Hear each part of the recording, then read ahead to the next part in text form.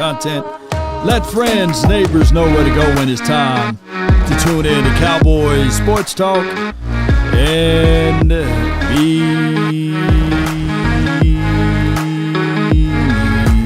beyond. That's including the ice wall, baby. Yes. And shout out to the Graves. Come on with it. Mama said there'll be days just like this. Dread it, run from it, destiny arrives all the same.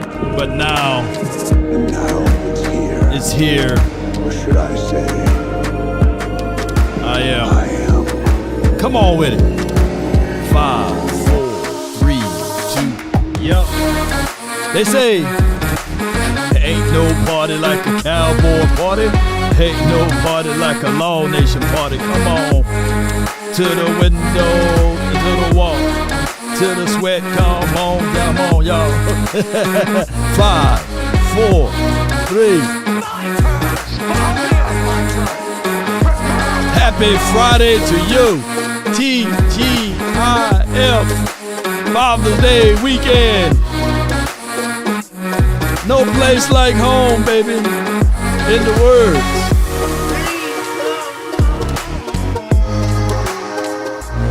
I got peas and bologna.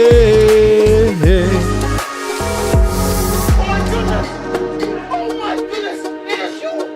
I cannot believe it. Let's go, man! Let's go! 5, 4, 3, 2, and Are you shitting me? Are you shitting me?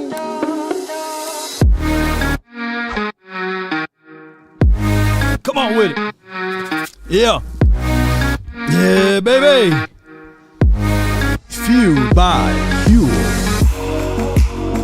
Come on with it. All right. Good morning, good afternoon, and good evening. Appreciate everybody for jumping in. The name is Law Nation.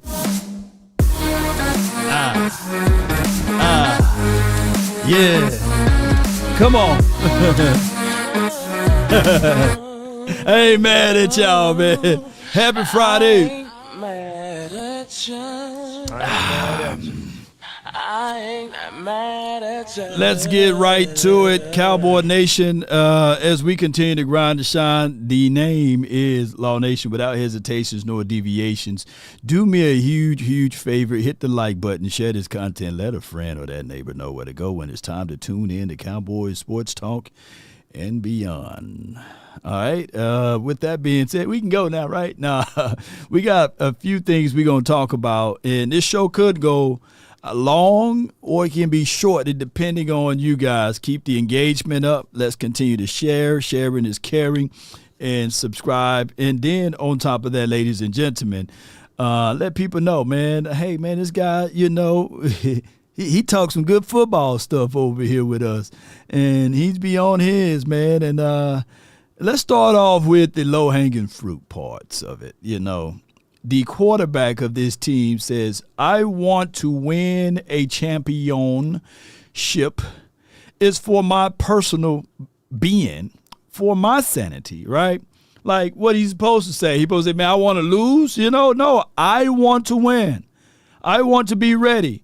I want to get things done the best way possible, you know. And if you are with the same mindset, put 4 in the chat, because we all want to win. Yeah. We all wants to win. Let me say this again. We all wants to win. Let me get my Dr. Umar on. We all wants to win. We all wants to win. And the only way you can win if you put your mindset to it. Now, granted, people would take this and they'll sully and they'll denigrate. They'll laugh about it. They will spit upon it. They would talk bad about it. They would say all of these things. Talk is cheap. They'll laugh and they'll scoff at it. And they would make jokes and they'll make memes out of it. But what, at the end of the day, we know. Here's the other truth of Dak Prescott. Before I go down this other part of the conversation, when he do lose his games, right, or when Dak Prescott is of the ramifications of losing, it's not like we had things that was going right and he was the only one that was wrong. Like, I get it, even the Dak detractors. I get it. Y'all can't stand Dak Prescott. Hey, I can't stand him either if we are losing every single game. But that's not the case nor the scenario. Y'all literally acting as if we had 150 yards on the ground. We had 4 or 5 turnovers from the defense. We had somebody else playing lights out. And, oh, Lord, why is 4 out there? You know, it's like, for example, like when you look at Mark Sanchez for the Jets back in the days, the butt fumble that he is, right? It's not like it's that situation, right? When they had the wide receiver, they had run game, they have defense, they have multiple levels of coaching, particular in great situations. And Sanchez messed it up.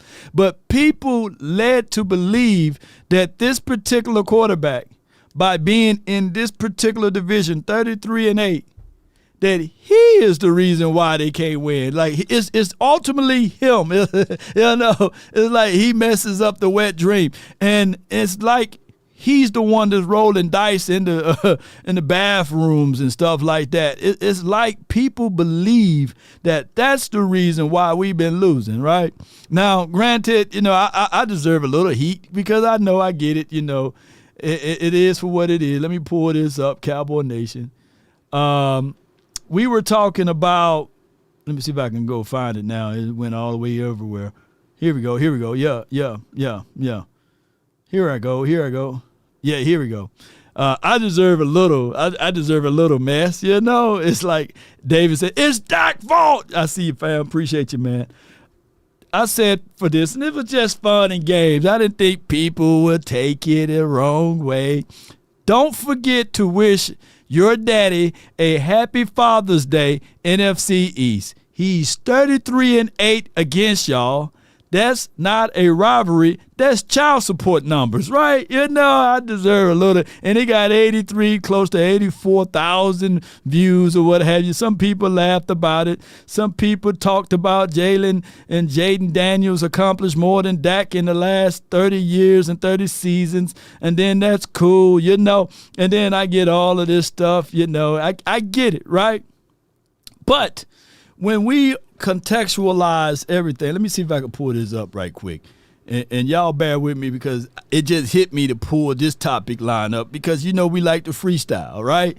And I appreciate everybody, man, for tuning in to these type of conversations. Jalen Hurts. All right, hold on. Hurts. Hold on. Let me do it this way. I don't know if I can rewind it that way. Hold on. Copy. We're gonna give this man credit, but we want to play this about Jalen Hurts, and then we're going to get the show going, okay? Appreciate everybody, man, for tuning in. Battle Cowboys 99 for your mind. Appreciate you, man. He states that Dak Prescott is the most hated. You know, it's quite alarming because he's most hated, and the Cowboys are the most hated team, right?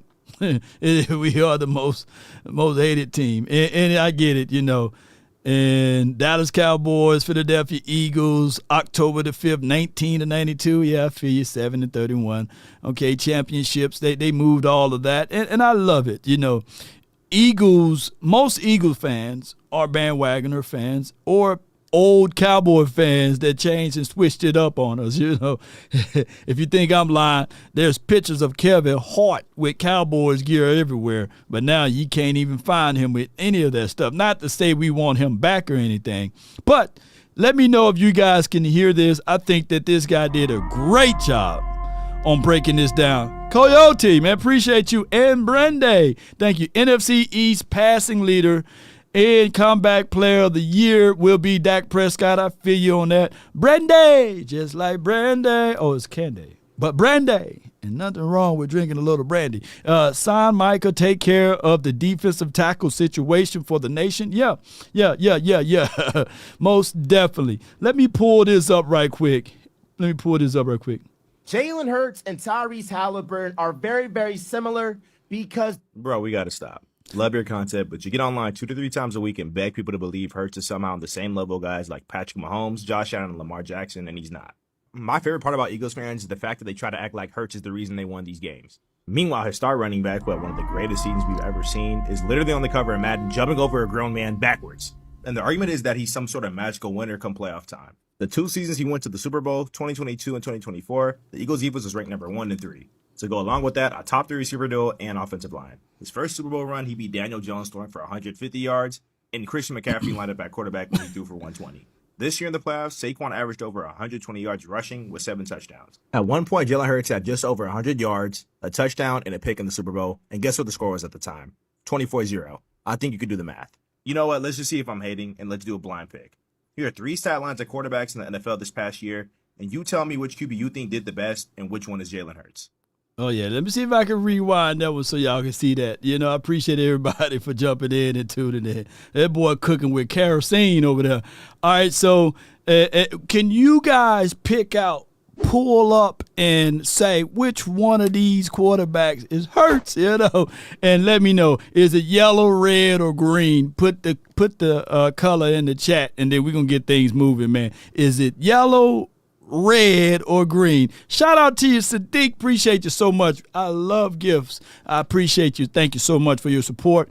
Don't forget, guys, ladies and girls, and ladies and gentlemen, we will be having a Fund Me account. I got to set it up for Oxnard. It's going to be somewhere between July the 22nd to August the 9th, whereas they're going to have Oxnard availability, and we will see what we can do as far as getting out there, giving you guys real, raw, uncut, unedited content out there, okay? So be sure to continue to support.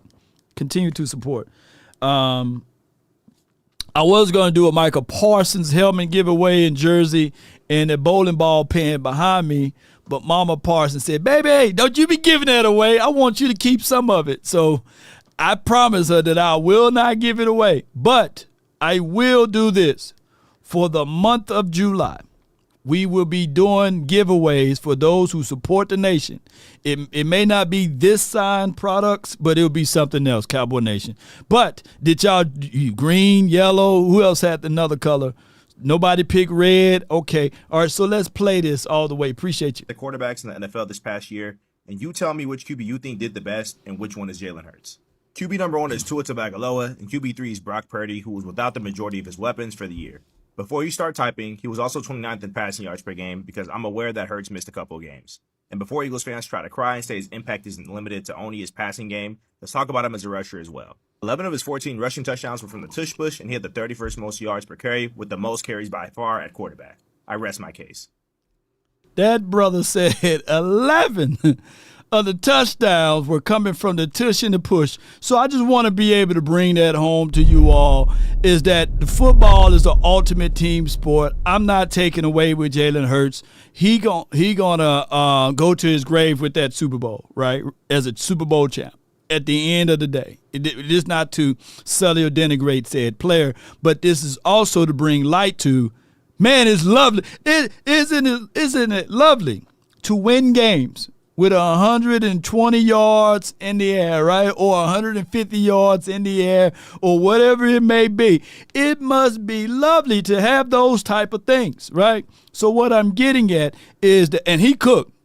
That kid cooked on that video. So shout out to him. And he broke it down like a fraction. No room for debate. Only those who kind of misguided and blinded by the truth will debate that. So when we start talking about Dak Prescott and his willingness and wanting to win, ultimately, the Super Bowl for his psyche, come on, man, let's get it done the best way possible. Create things that can make him win in a proper way. What are those things? Colin Cowherd already talked about it. I'm not finna bring that video up. I don't want to hear Cowherd's mouth today, right? But you guys can Google it and you will see the secret formula that is run game. You got to embody and have run game to the table. And I want us to have sound defenses. If somewhere, some way, if we can get top 5 defenses, I think we can go far, right? Yes, Sean D says Brad Johnson is a Super Bowl champ, right? Joe Flacco, the list is long, right? The list, and Nicholas Foles, right? He even got a statue, right? So there are people with lesser of talent than Dak Prescott with rings. One can argue Eli Manning, he got him a ring, right? And nobody in this chat going to tell me, yeah, man, give me Eli over Dak. Eli can make it hit when it counts. No, don't y'all do me like that, and don't do yourself like that. Somebody said Dak owns filthy. Oh no, Dak owns bring them baskets. Bring them baskets says Trent Dilfer got him a ring, right? When Brad Johnson got him a ring so bad. Hey, the Cowboys, we were so desperate. Who's old enough to remember when we went and got Brad Johnson? Yes, indeed. Yeah. Boy, we were so reaching. We was like, man, let's go get Brad Johnson, man, and let's see if we can do something for us. Man, Brad Johnson was like, I seen faster old ladies in the wheelchair move around than Brad Johnson. And then we were so desperate. Remember Vinny Testaverde, baby? We went and got Vinny. He was like 42 and a half. At that time, that was old for quarterbacks. But neither here nor there. Eli going to the Hall is for Matt Sparrow. That means now, granted, I would say this. Eli was in that era with Tony Romo. And if it's a game and I have choices between Eli and Tony Romo, give me Tony Romo. Give me Tony Romo, man. Yeah. Did Rex Grossman get one? No, but he came close. Rex Grossman went up against Peyton Manning, right? And, the offside. Yeah, Peyton Manning, yeah. Rex Grossman went up against Peyton Manning, the coach, that year. But that's a whole nother conversation. Yeah, Jason Garrett. Yeah, Ice Cold Cowboys said Jason Garrett's a 3-time champ. Man, yeah. As you get older in this sport, JoJo.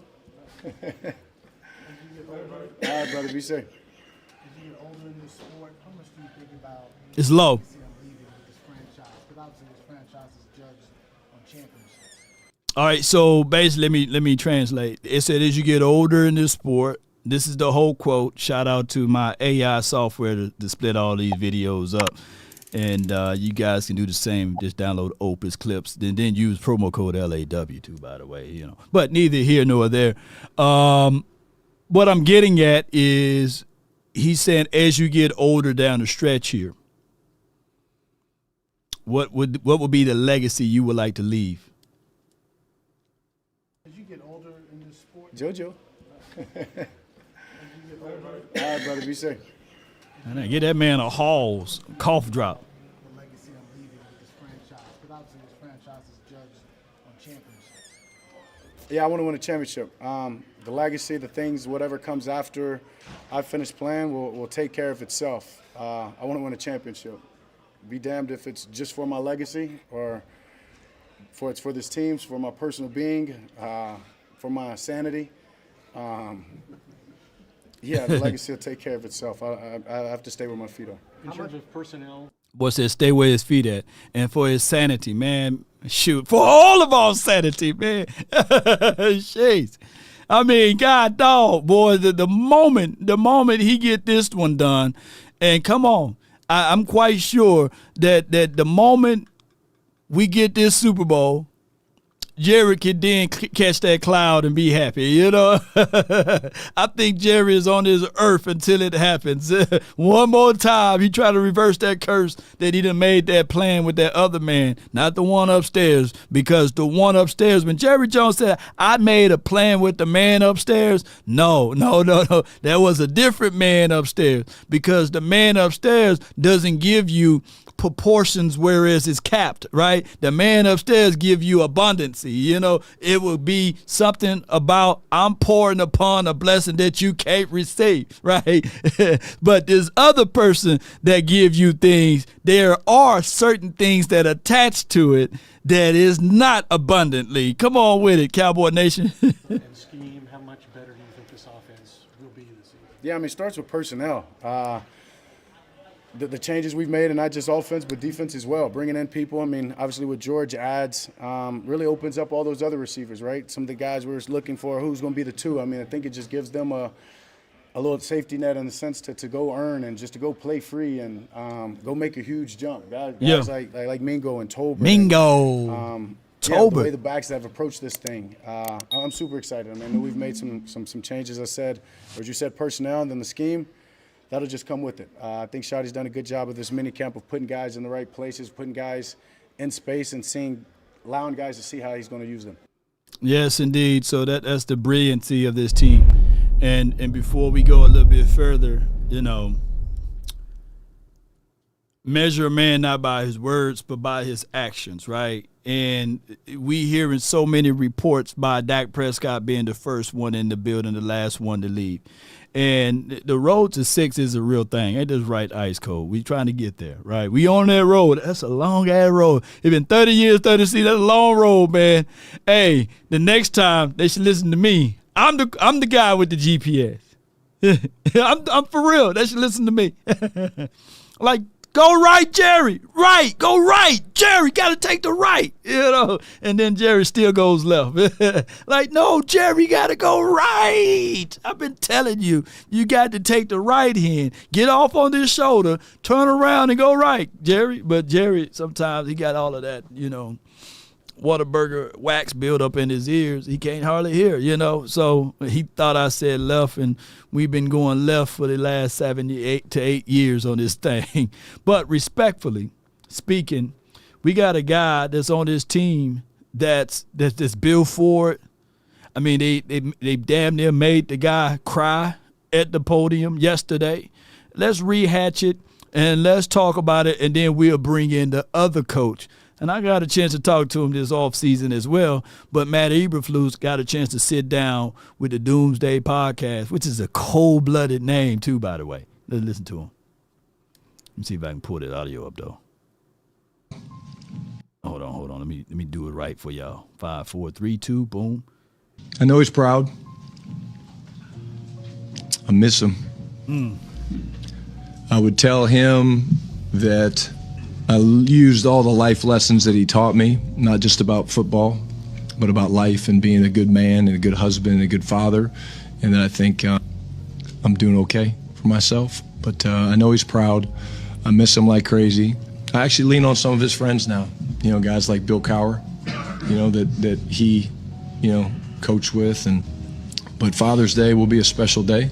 I'm obviously a father of 2 amazing kids, and I'll talk to my mom, and I know he's looking down on me, but I appreciate you making me get teared up, you know, up here the last day of minicamp.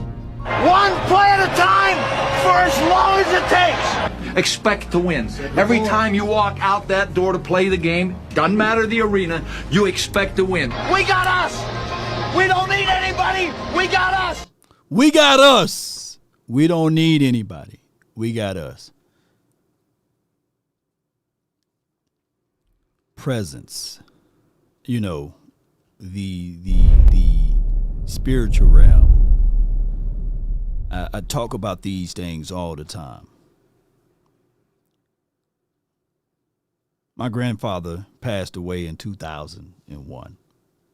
When I go back to Natchez, although my grandmother gone, now she's going on to glory in 2023.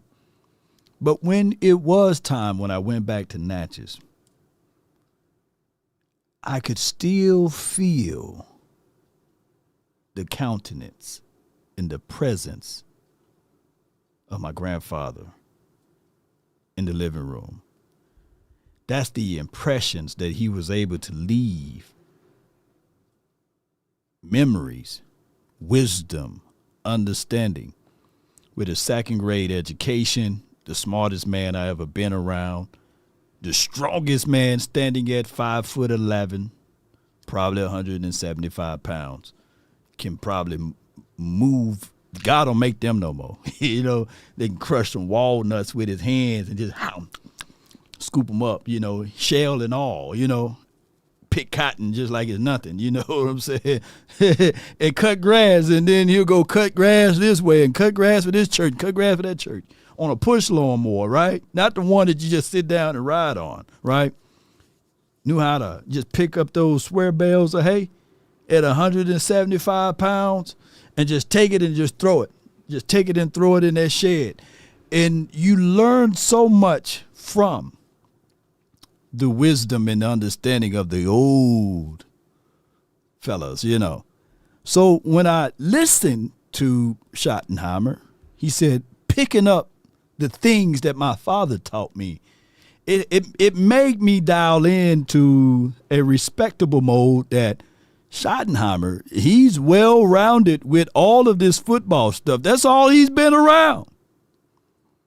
Let me say this again. That's all he's been around is football. And Marty wasn't a horrid coach. No. Come on with it, Cowboy Nation. City Kid Charles $5. Law, I'm going to need your help, please. I would like to give 4 Cowboy fans each $50 giveaway. After opening, maybe put names in raffle. Okay, I got you. Sadiq, we gonna work out something like this weekend. I'm gonna be very, very much slammed. But next week, let's work out something and get things moving and grooving in the right direction. Yeah. So I wanted to pull that up. Shout out to you, Ed Montgomery. You know, every time I think of Montgomery, I think of Dr. Martin Luther King. But football is life law, and it is. It's life lessons. You take a oblong ball, right? You get 4 tries to get 10 yards. 4 tries.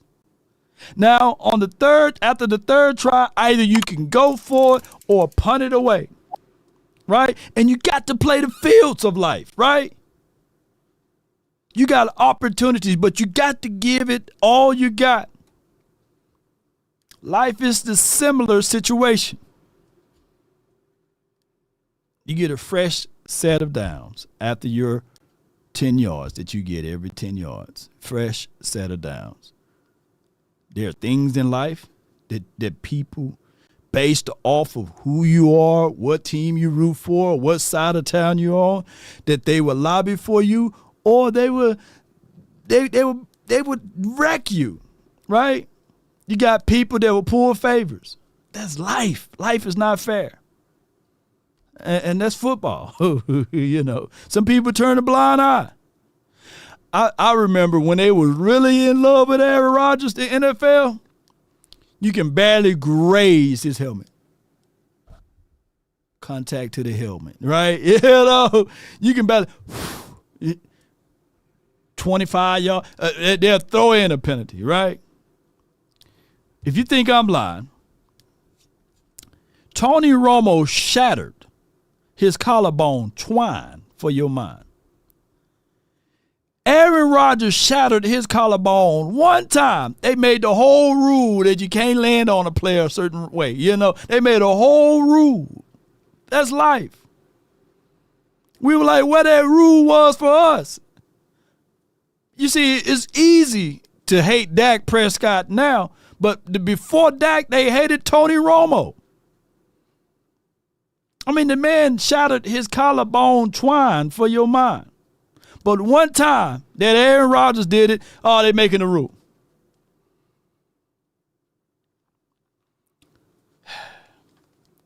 It's just for what it is, right? You know, so that's just how it is. When you are a Cowboy fan, you get hated amongst everything. Law, do you have any more truth to it? Do you have more and more resources, more and more things that you want to split out and pull out before we get into the main entree of this menu here? Yeah. Hey, let me pull this up. They hate us. They absolutely. So we fighting when we play against the Eagles opening week. We playing against the Eagles, the aficionados, and a whole bunch of other stuff. The people in Vegas, Roger Goodell, All of them folks, man. We gotta, and then also we fighting against other Cowboy fans. We are. We fighting against other Cowboy fans. Let me know if I'm lying. All right, so it states here, Kansas City Chiefs wide receiver Rashid Rice is not expected to be suspended by the NFL for 2025 season. Rice is facing 8 felonies, related to a hit and run and beyond. My guy Cowboy fan talk wrong. Look at Zeke, Zeke, you can't find a mug shot, a fingerprint on a weapon, a banana that's in the middle of the street that Zeke calls, right? But the man mixed 6 games. We can never get those 6 games back.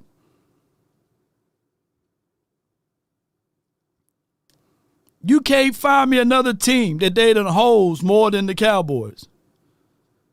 So you got to adopt the mentality that it's the Cowboy versus the world. They hate us so bad, I guarantee you my bottom dollar, there's an Eagle fan in here right now. I only have an Eagle in the doggone title. But they here, they perfect attendance. Yeah, perfect attendance.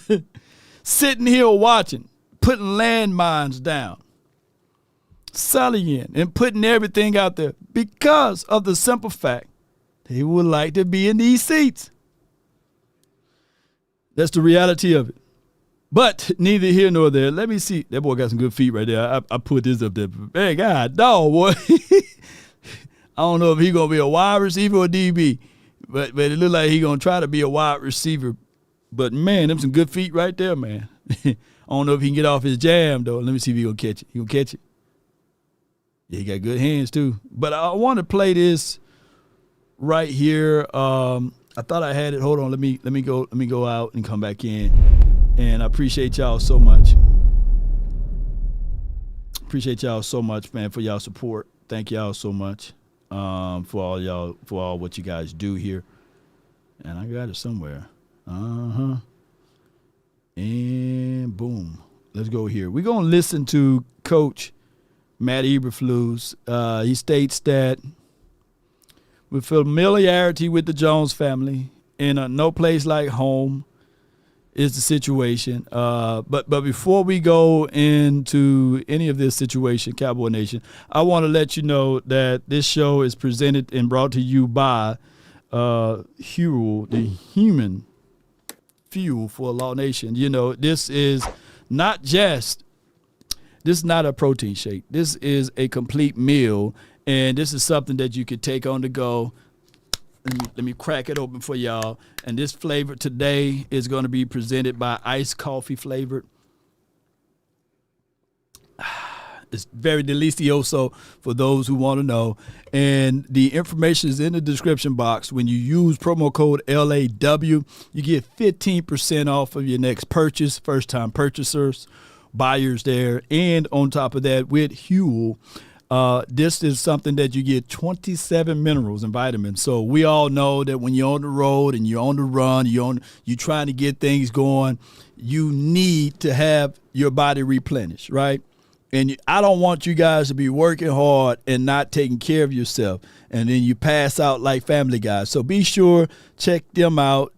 Good substance right here to put into your body, and be sure to know that this is a complete meal. This ain't no, hey, man, let me just get this right quick. This is a complete meal. It'll fill you up, and you will be pretty much good to go.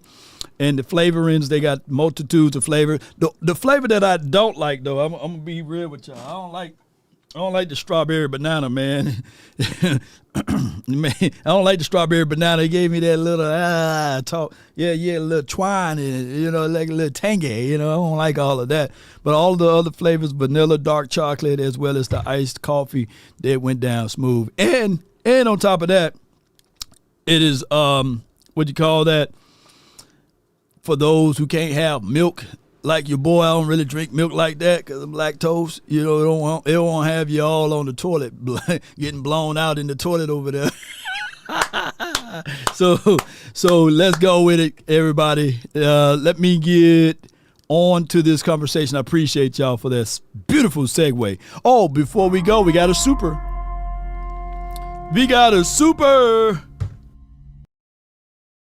You got us the poet $5. Peace to the nation. Eric found me on IG and liked all my pictures. He's currently blocked. Y'all be safe out here. Cowboys 31, Eagles 24. Man, wait a minute. So for my mindset to yours, you got it. So he went to IG,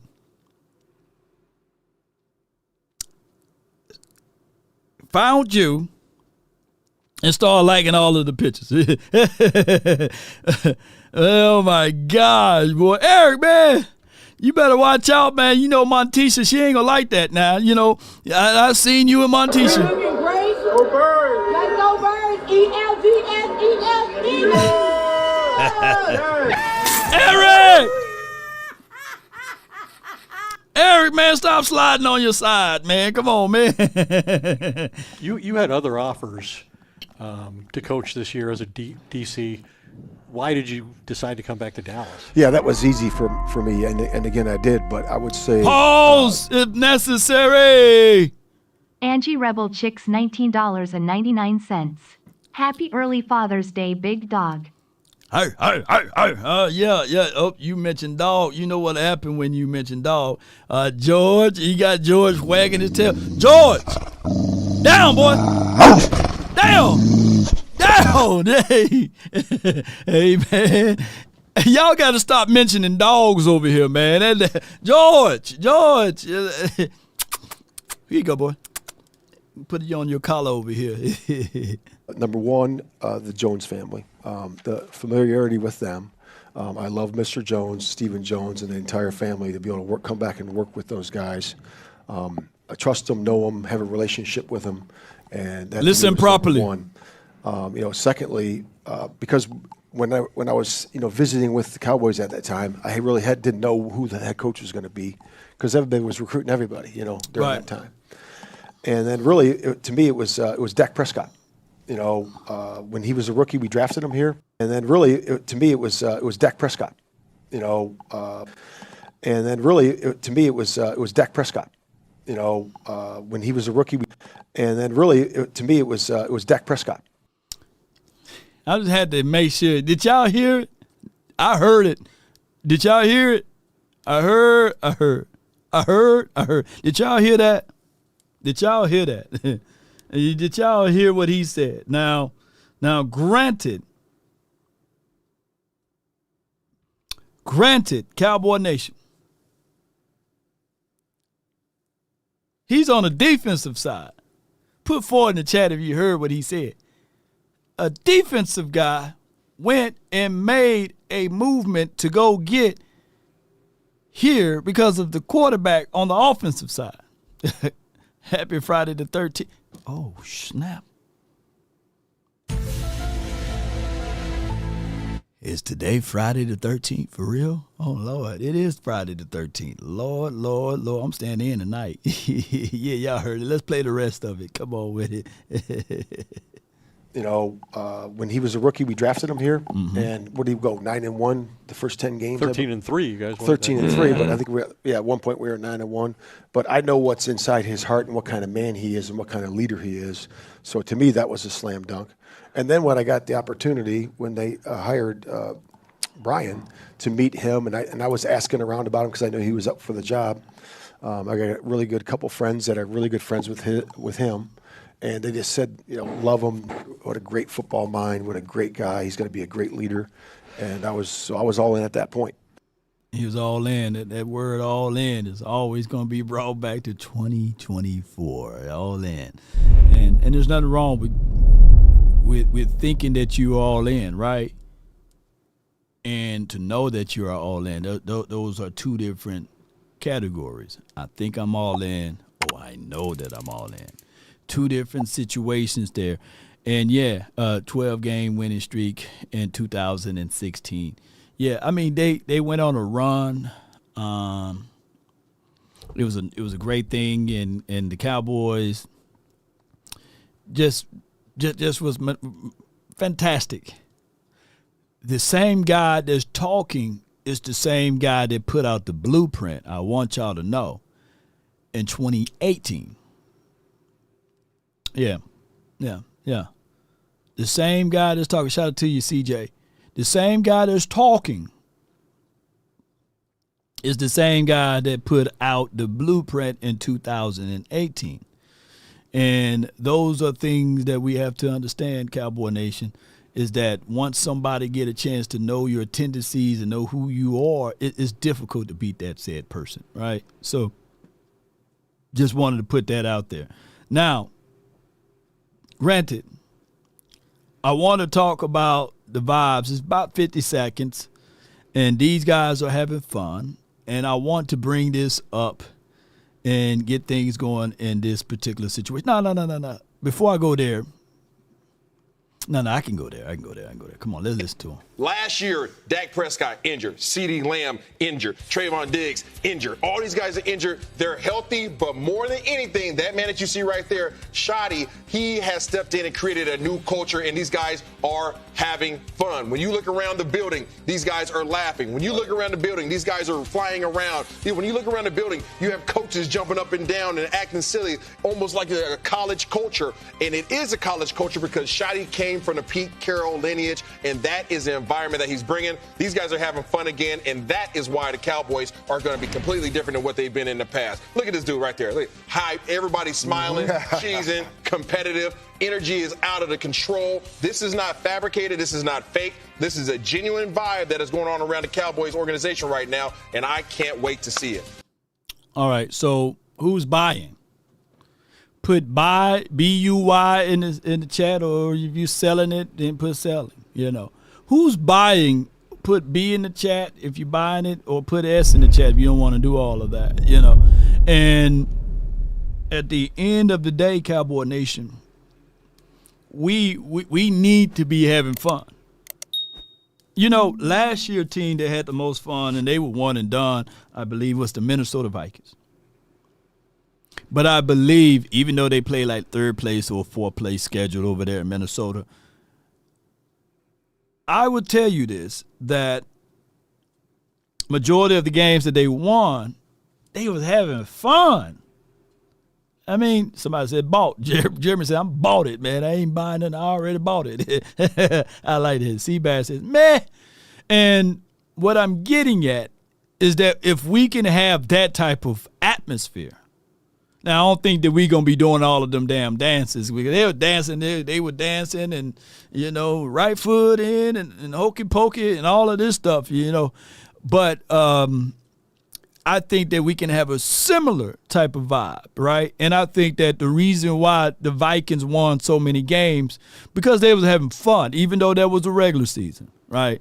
It's just they wetted the bed when they went to the postseason, and that's a whole nother conversations on how and why. But what I'm getting at is that, give me that run. Not saying that I want us to lose in the postseason, by the way, but I want us to be that type of team or similar of having our own mojo and having our own type of vibes. And I ain't talking about the mojo moment that Mike McCarthy had. It's time for the mojo moment. And we ain't gonna have all of that.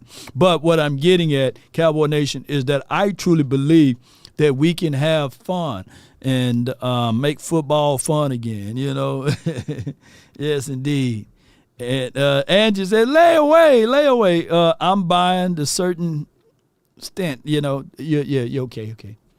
And that's okay. There's nothing wrong with, sometimes when you have the outfit that you want to buy, you mix and match it. I'm going to buy the shirt right now. So that means I'm buying the offense. I'm going to buy the pants right now. I ain't going to get the shirt. That means you're buying the defense, right?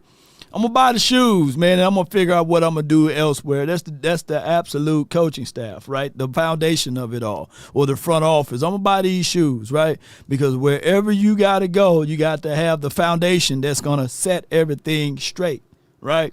And the other pieces, like the ancillary pieces, the belt or the hat or the jewelry for the ladies, the earrings, the purse. Yeah. But it's no particular order that we're going to force you to buy it over here. I'm just saying that this outfit look pretty good. Let me know where y'all have problems at with this outfit. What we need to change up, I know we probably need that belt. BTA, that belt would be that D-line, that defensive tackle. Maybe we got all of the outfit, but we don't have a right belt with it, you know. And hopefully we can go get that belt. But outside of that, ladies and gentlemen, this outfit that Shotty is putting together, it looks pretty sharp. Yeah, universal. Yup, not too hot, not too cold. This outfit is spectacular, you know. Yeah. Angie Rebel says the shoes. Yeah. And shout out to my guy, Boss Cowboys Sports, with the shoes. The shoes matter, man. And if you don't have them shoes, man, it'll throw off the whole entire outfit. Some people look at the feet first, right? Some people look at the feet. That's all they do is look at the feet. You can tell whether or not a person is well off by the shoes they wear. You know? Yes, indeed. Everything else can fit in later. Whenever you have Dak Prescott using language like brother, he's already on nickname terms, GP, you know that they're super excited. And it should lift their offense. This is a match made in heaven. Because even if you look at George Pickens, although he's young, he also doesn't really know what it's like to play alongside another bona fide wide receiver. Because he has to be a one, and he hasn't had, much of options on the other side to take some of that attention away. With CeeDee Lamb, who also is starving for a great number two, and for Dak Prescott, it allows him to see the field. It allows defenses to play them honest, and then you can really see and get the potential out of Dak Prescott that you know is there and what's warranted him being the highest paid quarterback in the league. No doubt. Steven got Shotty rocking Crocs with the suit. Yeah, them Crocs, man, it's crazy. Crazy outfit wear. Appreciate you, Angie. Thank you so much for your support. Yeah. Shotty's rocking the Crocs, man. And Crocs saved a lot of people's lives, man. Them slides, you can just slip and slide in those, man. That saved a lot. How are we with time? Do you guys want us to go and continue to move forward, Cowboy Nation? We have about 3:20 in here. We can play more of that interview with my guy Matt Eberflus on the Doomsday podcast show, and just so that we guys that we can be aware that we want to show support to Ed Water, who's really a friend of the show, and I need to get him on the show. That's one thing I need to do a little bit more of on my channels. I need to showcase some of the people that's friends of the show on the show, actually. But this is a link to the podcast, the Doomsday podcast. They got only 185 views, and it's been 3 hours. I want you guys to go there and say, hey, man, this dude, Law Nation, the man with the beard, the guy that you see every year at Oxnard and bump around into Dallas, he sent me, you know what I'm saying? Or if you want to speak the vernacular of Jerry, he sent me, man. He sent me over here. Yeah, so let's keep rocking. All right, so come on with it. Come on with my Freddie Jackson people with. Rock with me tonight. Come on with it. Where y'all at? Sing the rest of it for me, though. I got NJ with another super chat. Girls, Payday Friday. I appreciate you. Come on with it. She says the multicolored slide in gold Crocs equals defensive tackle Stevens mindset, All right, well, we need to get some hard bottom shoes, man. Those steel toe shoes or something, man. Them Crocs ain't gonna be able to last in the heavy terrain. But that's their website. Let's play this without commercials, though, and let's listen in with defensive coordinator Matt Eberflus. Brian Schottenheimer's the new head coach. He's brought in 17 new assistant coaches. That includes you, even though you're not really new. You were here before for what? It's been 7 years since you were here? Yes, I was here for 7, gone for 7. So came under Rob Ryan and worked under Rod Marinelli. Rob Marinelli. Yep, facts. That's correct. You were here from 2011 to 2017. First 5 years as a linebackers coach. Then you Pause. I got Amp. Amp Sports $5. What up, Law and Chat? Salute. Yes, indeed, man. Y'all be sure to check him out, man. Look, he don't do a good job at all, y'all. He don't. He do a great job. And appreciate you, man. Thank you so much for your support. Let's go, man! Let's go! Look at that, man. Always giving us wisdom and understanding over there on his channel. Became the passing game coordinator in your final 2 seasons with the team. You were actually calling defensive plays, as I seem to recall it. Then you left for the Colts, where you were supposed to work with Josh McDaniels but never did, for reasons we'll never explain. And in your first year as a Colts defensive coordinator, Indianapolis went from, get this, 30th in points and yards allowed to number 10 and 11, respectively. The run defense, remember this, went from 26th to 8th, and the Colts did not allow a 100-yard rusher in any game that season. Only once in the past 7 years has an Eberflus-led defense finished outside the top 10 in takeaways during your time as a head coach in Chicago. The Bears, 75 takeaways, tied for the 6th most in the NFL during that period of time. Is that brother a defensive coordinator, y'all? You know, I get it, man. I know how y'all feel. But is he a defensive coordinator? That boy coordinating some stuff, man. See, baby, you got to coordinate, you know. Hey, Gerard, don't you know your daddy got a mushroom jacket? And the inside, he got mushrooms. Hey, Gerard, don't you know your daddy got a mushroom belt? Some people don't get that movie reference, but, you know, I get it, so it's making me happy right now. You got to know how to coordinate, you know. Yes, indeed. But neither here nor there. This brother on that team for the Colts, or dare I say for the Chicago Bears, can you name me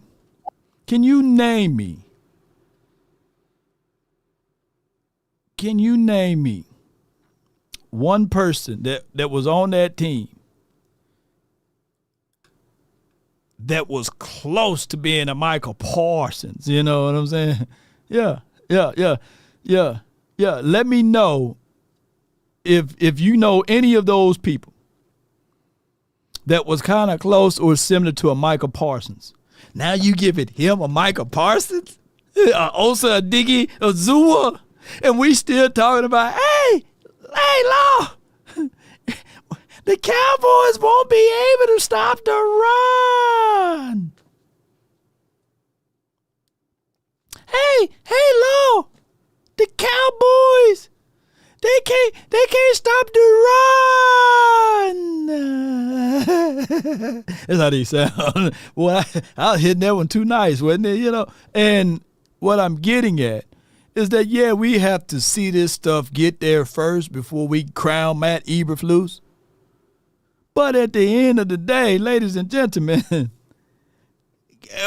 going to give Matt Eberflus some respect? Yeah. So you got to, at one point, give this man some grains of respect, at least, and say, man, we got Matt Eberflus now, man. And he ain't the head coach. He's a defensive coordinator. And he will have time to coordinate some stuff. So is he the defensive coordinator of this team? How would you define your defense? Like, what's the identity of your defense? Yeah, the identity goes way back. I mean, we're talking back to the 96 Buccaneers, and that's where it goes back. This is the origin of it. And as you remember, those guys are packed with Hall of Famers and a bunch of great players. And the system allows you really to, play free. It's a disciplined defense, and it allows a lot of eyes on the quarterback. And that's where you get all the takeaways from. And Verde says he got to be better than Mike Zim. Here's my thoughts. I think Mike Zim and Matt Eberflus, they're in the same wheelhouse, but with to respect Mike Zim to this point. And I appreciate you, Birdie. You're always a good support and follower of the channel. When you're going into a situation and an environment, Mike Zim, he was here on a 1-year rental. He knew what was going on. He couldn't express it any louder. He said, Mike McCarthy, they really trying to put smoke in here to get you up out of here. They wanted Mike McCarthy to walk away from the job. But Mike McCarthy, he ain't no fool. And as long as Mike McCarthy was doing this, okay, all right, yeah, that's that check. You know, look, that's how that check came in. He said, all right, yeah, you fire everybody around me, but I'm still getting this paper, you know. I'm still getting this bread. I know what it feels like living in Wisconsin, sleeping out of a barn, right? And trying to tell everybody that I'm going over tape. I watched every tape. Mike McCarthy lied to go get this job, and I ain't trying to put any shade on the man after he's gone, but those are words that he said. So when Mike McCarthy was needing that check, he was like, okay, this is what you're going to do to me. I'm going to play out I'm going to coach out this last season. And Mike Zim was knowing the same thing. Mike Zim is about 75 years old. His lady is 25. So he was like, hey, as long as I can get, you know, a little check here myself, get a little top action at the end of the night, I'm good. You know, I made my money. I made all of the things that you can think of.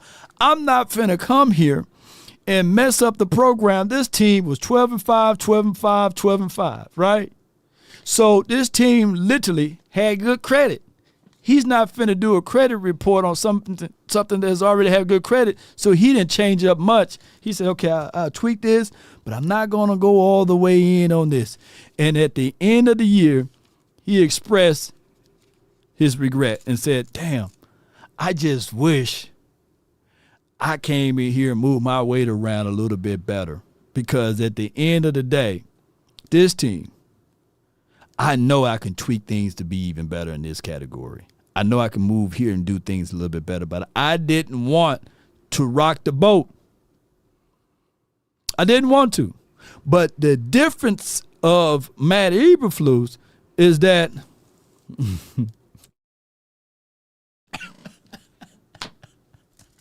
Hey, DP said top action is diabolical at 75. Hey, you know, it is for what it is. But neither here nor there. When we start talking about Matt Eberflus, he's not on a one-year deal. Matt Eberflus understands the cost that is involved with this, and his legacy and his lifeline is on the line right now because they ran him out of Chicagoland. And they understand the cost that is involved. So Mike Zimmer was on a 1 year, but Matt Eberflus is on a long, extended stay. You get what I'm saying, Cowboy Nation? Let's listen. And, you know, it's very detail-oriented, and that's what I took from Coach Marinelli when I was here with him. Took it on to Indianapolis and then up to Chicago. But it's been really good, and the guys love playing in the system because it really maximizes their talents and helps them really produce on the football field. And the emphasis is on stopping the run and taking the ball away? That's it, yep. We got two things that we do. We stop the run and take the ball away. You know, we like to score on defense, but it's that's really what our mantra's been, and that's what it continues to be. I'm going to allow Matt one or two questions here eventually. Yeah.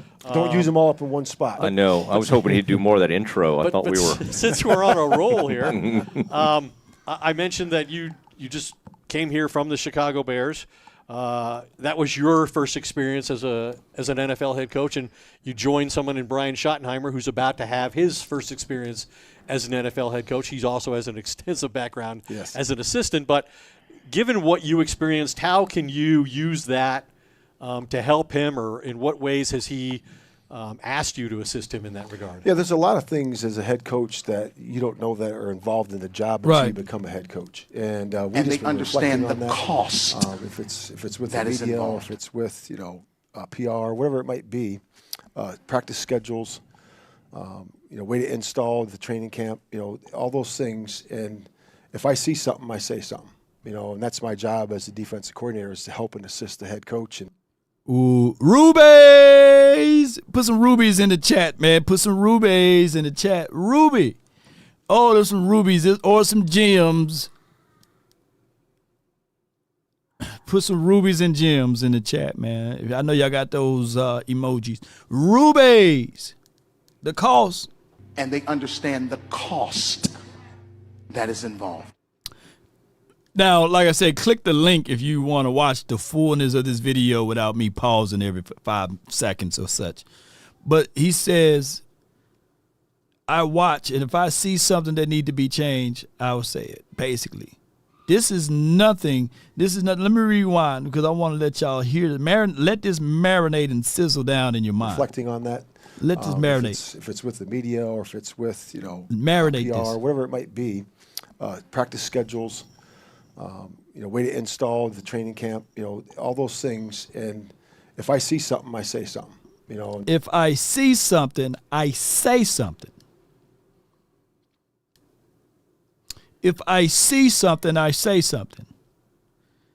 That's a total different energy from if you install it, you call it. That's war within war. That's war within ourselves. If you install it, you call it. No. That's one for one, right? That's a battle. That's what we were going through. But now, hey, man, they're skillet. Hey, the water boiling over too. Let me turn the aisle down. That's all you have to do. You just don't sit with your arms folded and let that water boil all up out of the pot, and mess up everything. Fire in the kitchen, put it out. Show them why you're putting it out. Give them reasons why you need to run the ball there. Give them reason why it's necessary for us to pass it here. Give it reasons why not to kick the field goal at this particular juncture because we fought so hard to get here, right? Now it's time to go for it. Give them a reason for when you at the 1 yard line and your team done bust their chops all the way to get there. Give them a reason to put the ball in the belly of the best running back, not the third string running back, or not the guy who's been sitting on the bench the entirety of the game and his first rep is at the goal line and he fumbles. It's the small things, the details to life.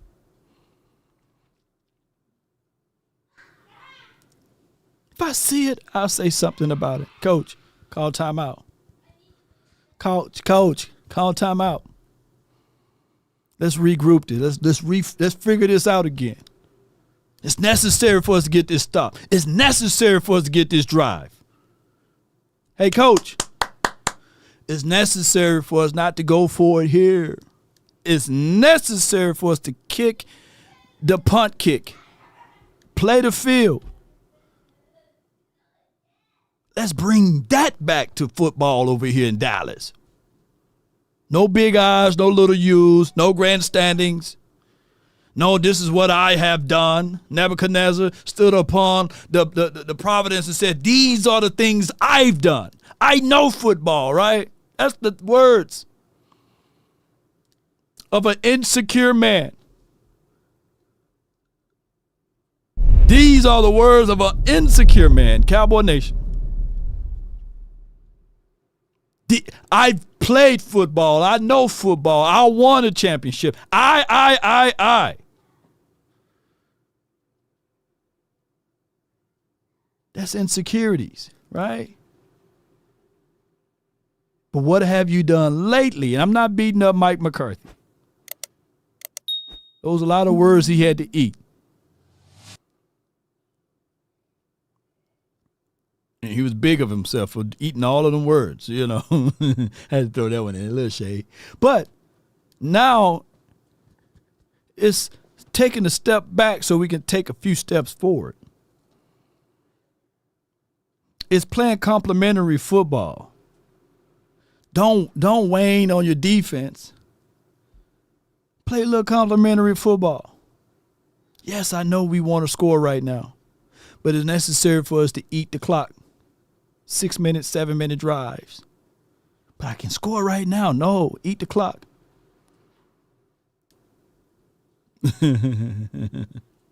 And that's my job as a defensive coordinator, is to help and assist the head coach, and that's what I'm doing here with Brian. And he's been great to work with, high energy, high enthusiasm, high intelligence, and we really made really good progress here in this offseason so far. One of the experiences you had last year in Chicago was you had Hard Knocks on your campus and in your building, and it seemed to me.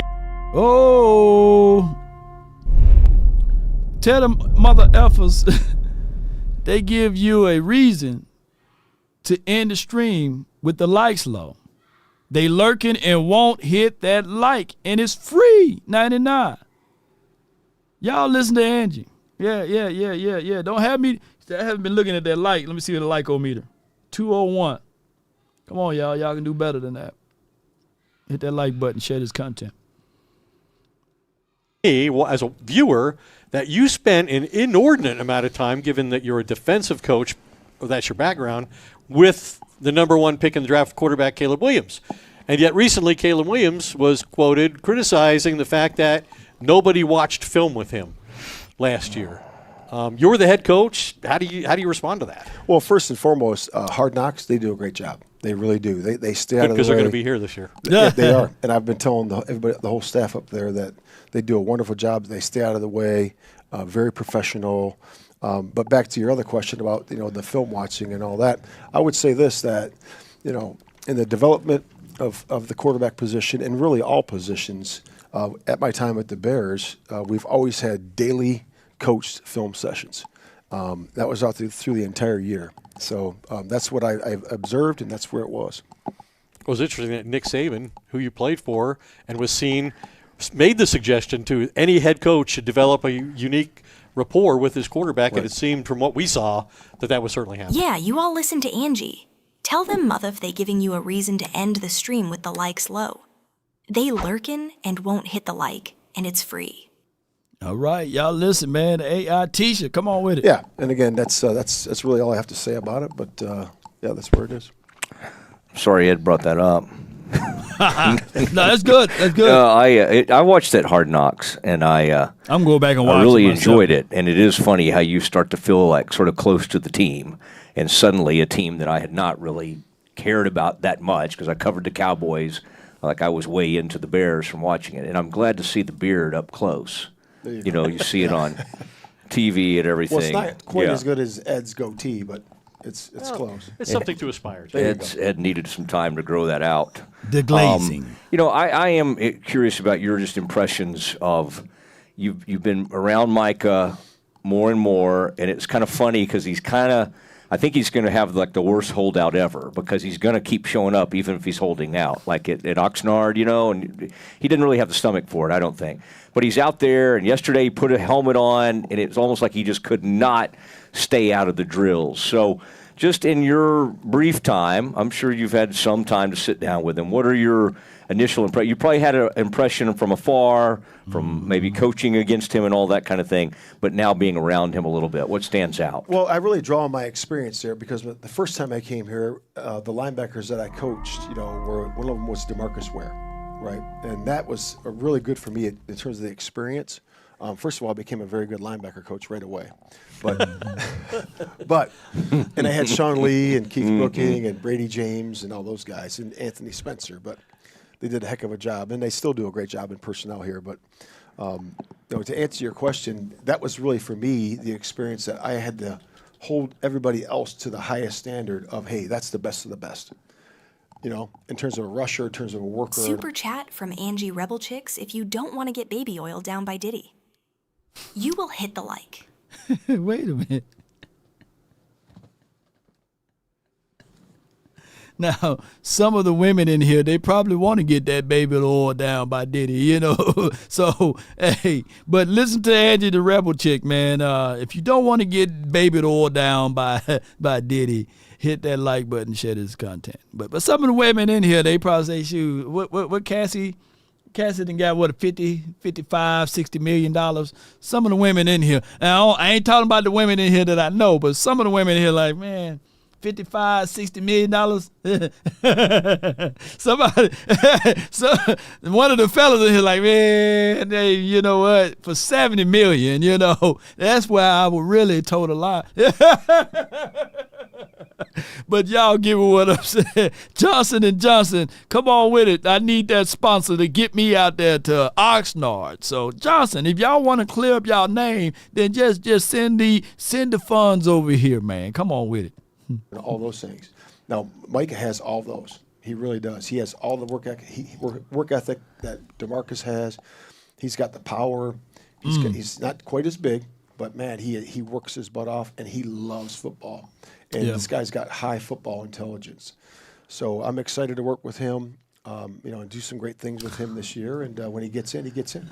Have you already started telling him, how you plan to use him? Yeah. Obviously, more coaches have, some coaches like to move him around a lot. He seems to be especially good from that left side. Can you share with us kind of what you're thinking about, using him? A little bit.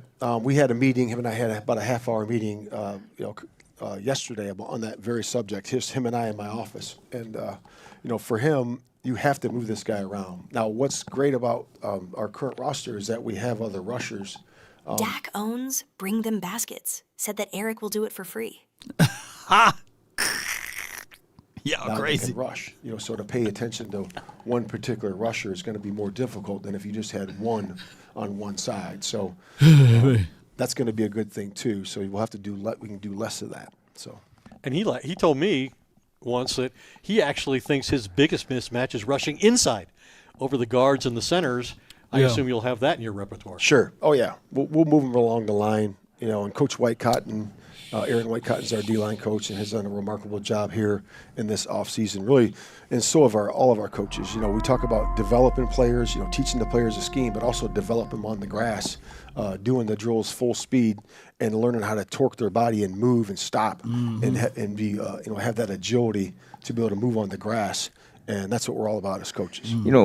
Why have you been so good? You LVE, Sean Lee, you brought up, where linebackers, you've had a lot of great ones, and and they've all talked about how you elevated them to another level. I mean, it was like some of these guys after you left, honestly, didn't stay at that level. Jalen Smith's another one that had some really good times with you.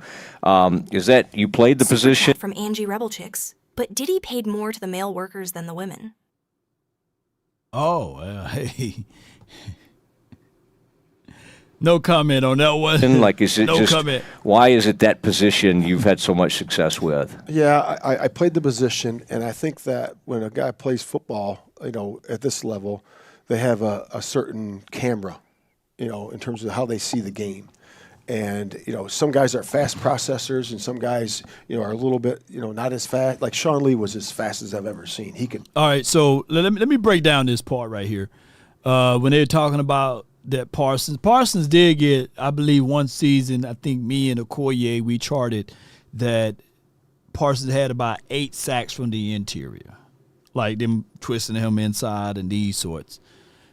It's because of the speed. Like, he's a 4-3 guy. And if you are a burly center or a guard, it's hard for you to occupy those particular things. So, not saying that you originally lined Parsons inside, that's what Matt Eberflus stating that what he was going that's what he's going to do. But when I really hear him out and know that let's not paint Parsons as an edge rusher. Let's not do that. Just paint Parsons as a weapon. That brother is a weapon, a specialized weapon, and that's what he is, Cowboy Nation. Process, like Luke Kuechly and just boom and hit it. But that was through a lot of film study with him and I, right up here doing Breakfast Club together. So, to me, bring Sean Lee back then. I played the position, not so I play. do have an advantage of how I see the game as a coach. So I can really help those guys to be able to see it. But I think more importantly, it's the skill development. And I told the defense this before they left, and I told them in the beginning, I said, we'll be 2 things that'll be our separator. It's going to be our conditioning level and our technique. And the coaches that we brought in, and I'm a stickler on technique and the details of it, but doing it game speed and doing it fast. Woo! Baby, baby. Oh, my goodness, man. Here's what I'm getting. Speed, conditionings, okay, technique. In the last when George Edwards left, I forgot what year he left, but we lost all of that. Like, I promise you, Jerry Jones, I see in the chat, Cowboys hard hitter Steve Farber on the Facebook side, Sean D, Brandon Mahoney. I think that you guys' combined experiences are more than Scott McCurley's. Not to shade Scott McCurley, but to tell him to shade him just a little bit. He probably being Uber Eats or something right now. He's probably working at Walmart. I don't know, paper or plastic, right?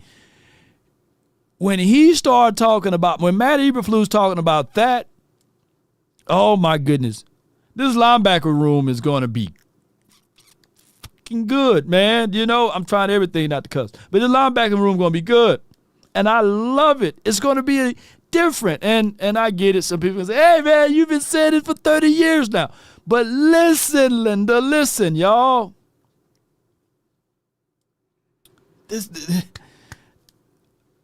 I can see a world, right? In a world that we still can have Donovan Ezeraku, Marshawn Nealon, or Fowler, and to a degree, Tyrus Wheat. It doesn't matter who's going to be on the edge, basically, is what I'm getting at. Is that they can still move Parsons around and still shooting up through double A-gap mug, right? That situation, I think that they can still do that. They can still put Parsons on the edge with Donovan Ezeraku. Two of these guys, right? They can move him around. Parsons is not a one-spot edge rusher. No, he's going to be used in multiple ways, multitudes of things. Whew. Football. All I'm praying for is, I know y'all praying for defensive tackles and beyond. I'm praying for the perfect bill of health. If we can all just stay healthy, baby. Oh, my God. This can all work its way out. And that's what I've always done. Sam Williams. I forgot. Yeah, Sam Williams. I can think of a world. Donovan Ezeraku, Sam Williams. Who is racing Parsons coming off of an ACL tear? And one can argue that he beat Parsons at 6'4", 270. That's your secret sauce, Sam Williams. Oh, my God, that's your secret sauce. And that's what I did with Sean and DeMarcus, and that's what we're going to continue to do with this group. You had other offers to coach this year as a DC. Why did you decide to come back to Dallas? That was easy for me, and again, I did. But I would say, number one, the Jones family. We heard this part. I love Mr. Jones, Stephen Jones, and the entire family to be able to come back and work with those guys. I trust them, know them, have a relationship with them, and that to me was number one. Secondly, because when I was visiting with the Cowboys at that time, I really didn't know who the head coach was going to be because everybody was recruiting everybody during that time. And then really, to me, it was Dak Prescott. When he was a rookie, we drafted him here, and what did he go 9-1 the first 10 games. 13-3, you guys. 13-3, but I think at one point we were 9-1. But I know what's inside his heart and what kind of man he is and what kind of leader he is. So to me, that was a slam dunk. And then when I got the opportunity when they hired Brian to meet him, and I was asking around about him because I knew he was up for the job. I got a really good couple of friends that are really good friends with him, and they just said, love him, great football mind, what a great guy, he's going to be a great leader, and I was all in at that point, and it's exciting, so it's exciting for me to be back, basically almost back home, and because I have a lot of good friends in the area, and it's going to be really good. What's the we keep reading about all the energy and everybody, kind of the coaches and the players, the culture, but players are really commenting on like this high energy. Has that been almost every staff you've been on, or are you noticing here this feels a little bit different or even maybe more amped up than some of your other stops? No, it's definitely amped up, and it's what you need. You have to play this game with passion, and it's controlled violence, and you got to be able to have that. And that's the special sauce that you have as a football team, and then doing it together. Because you just can't go through the motions because it'll show, and it'll show on game day. So all we have is what we do on that practice field, Did Smooth say sausage? Man, he supposed to say sauce, man. Damn. Let me get the special sausage. No, man, pause, man. Sauce, man. Get the special sauce. And that's our preparation. That's going to be our separator. I wanted to just and let me just say this though, while he bring up this other point. We are vibrational people. We are vibrational people. We are vibrational. The vibrational people that we are. Vibrations are a real thing, right? Before anything was created, it was said, right? You know, it was spoken. Let there be light, right? You know, let there be a sun, a moon. Yeah. So that's where we are controlled by these type of things that when we start thinking about everything, you know, and how we are meant to be in this particular plane is by the energy that we give off, right? So when we start talking about like, and God stepped out on space, and he looked around and said, I'm lonely. And he said, I'll make me a world. And as far as the eye of God could see, darkness was on one side and the light was on the other. And God said, let there be light. You know, and boom! That's how all of this stuff came. You know, it don't have me to get to start speaking, you know, in that particular vernacular. But that's just what it is. The energy is coming out of the mouth of the Creator to tell us, let there be light.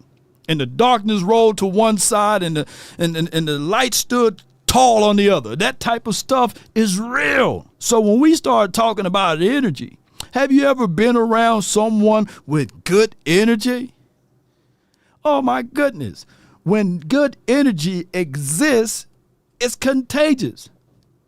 You be ready to run through a wall. But if you ever been around somebody with that bad energy, oh my gosh, man, you around somebody with that bad energy, all of a sudden you running into things. You thinking wrong. You sitting there like, man, why am I down? And it can just be a frown on somebody's face. Like, dog, you need to go take a dump or something? Just by being in the building that you in with somebody with that face, you be like, gosh, I don't even want to be here. You know. So when you start to be around negative energy comes and it lays on you. It will wing you down. It will wear you down too. So yeah, good people, good energy. That is what Coach is talking. Now let me listen to the rest of this part because are we having a good time, y'all? Let me know. For context, as you talk about some players and some positions and how you see them shaking out as training camp approaches, I just want to provide a statistical sense of where this defense finished last year. Okay. Obviously, Mike Zimmer was, and he's like you. He came back here to coach after leaving the organization, and had to deal with prolonged absences of Micah Parsons and DeMarcus Lawrence and Deron Bland and Trayvon Diggs. But this defense ranked last in the NFL in touchdowns allowed in the red zone at 75%. No other team was higher than 68%. They were 31st in defensive scoring, allowing 27.5 points a game. Only the Panthers, who set the NFL record at 31.4 points per game, ranked lower. You talked about the run defense and the priority attached to that. The Cowboys allowed 100 yards rushing in 12 of 17 games last year, including season highs of 190 to New Orleans, 274 to Baltimore, 184 to Detroit, 223 to San Francisco, and then to Philadelphia in the two losses, 187 and 179. So this is not an easy undertaking, or so it would seem. What are the moves you think you've made to correct those things, and you can create a defense that is not only part of the reason you win, but maybe sometimes the reason you do win? Yeah, I think every unit that you have now, because of the way the league's set up, is different every year. So the pieces. Hey, man, he's spitting some good stuff. Let's see what he's about to say and get things going the best way possible. Yes, indeed. T-Jack said, No tree can grow tall enough to reach the heavens unless its roots also are deep enough to reach hell. That's a good point, too. Okay, all right, a little challenge to it. Yeah. So that the case, make sure that tree is planted in the right area, right? Because if it want to grow high, it got to down before it got to grow down and reach both ends of it. So yeah, T-Jack, that is a balanced approach to life, right? Mm-hmm.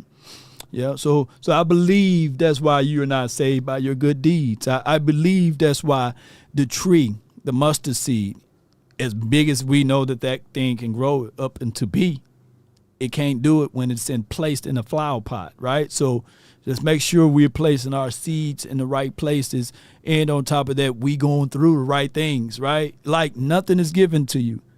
Like this Matt Eberflus been gone for 7 years. Now he's back. What's 7? 7 is completion, right? So he stayed here for 7 years. He left for 7 years. There's 14 years across it. So let's see what we look like in the next 7 years if he's still here. And I do like that, T-Jack. Appreciate the wisdom. Yeah. Yeah, and that's right. That's right, though. You know, I ain't. That's why I say you learn more from your failures than your success.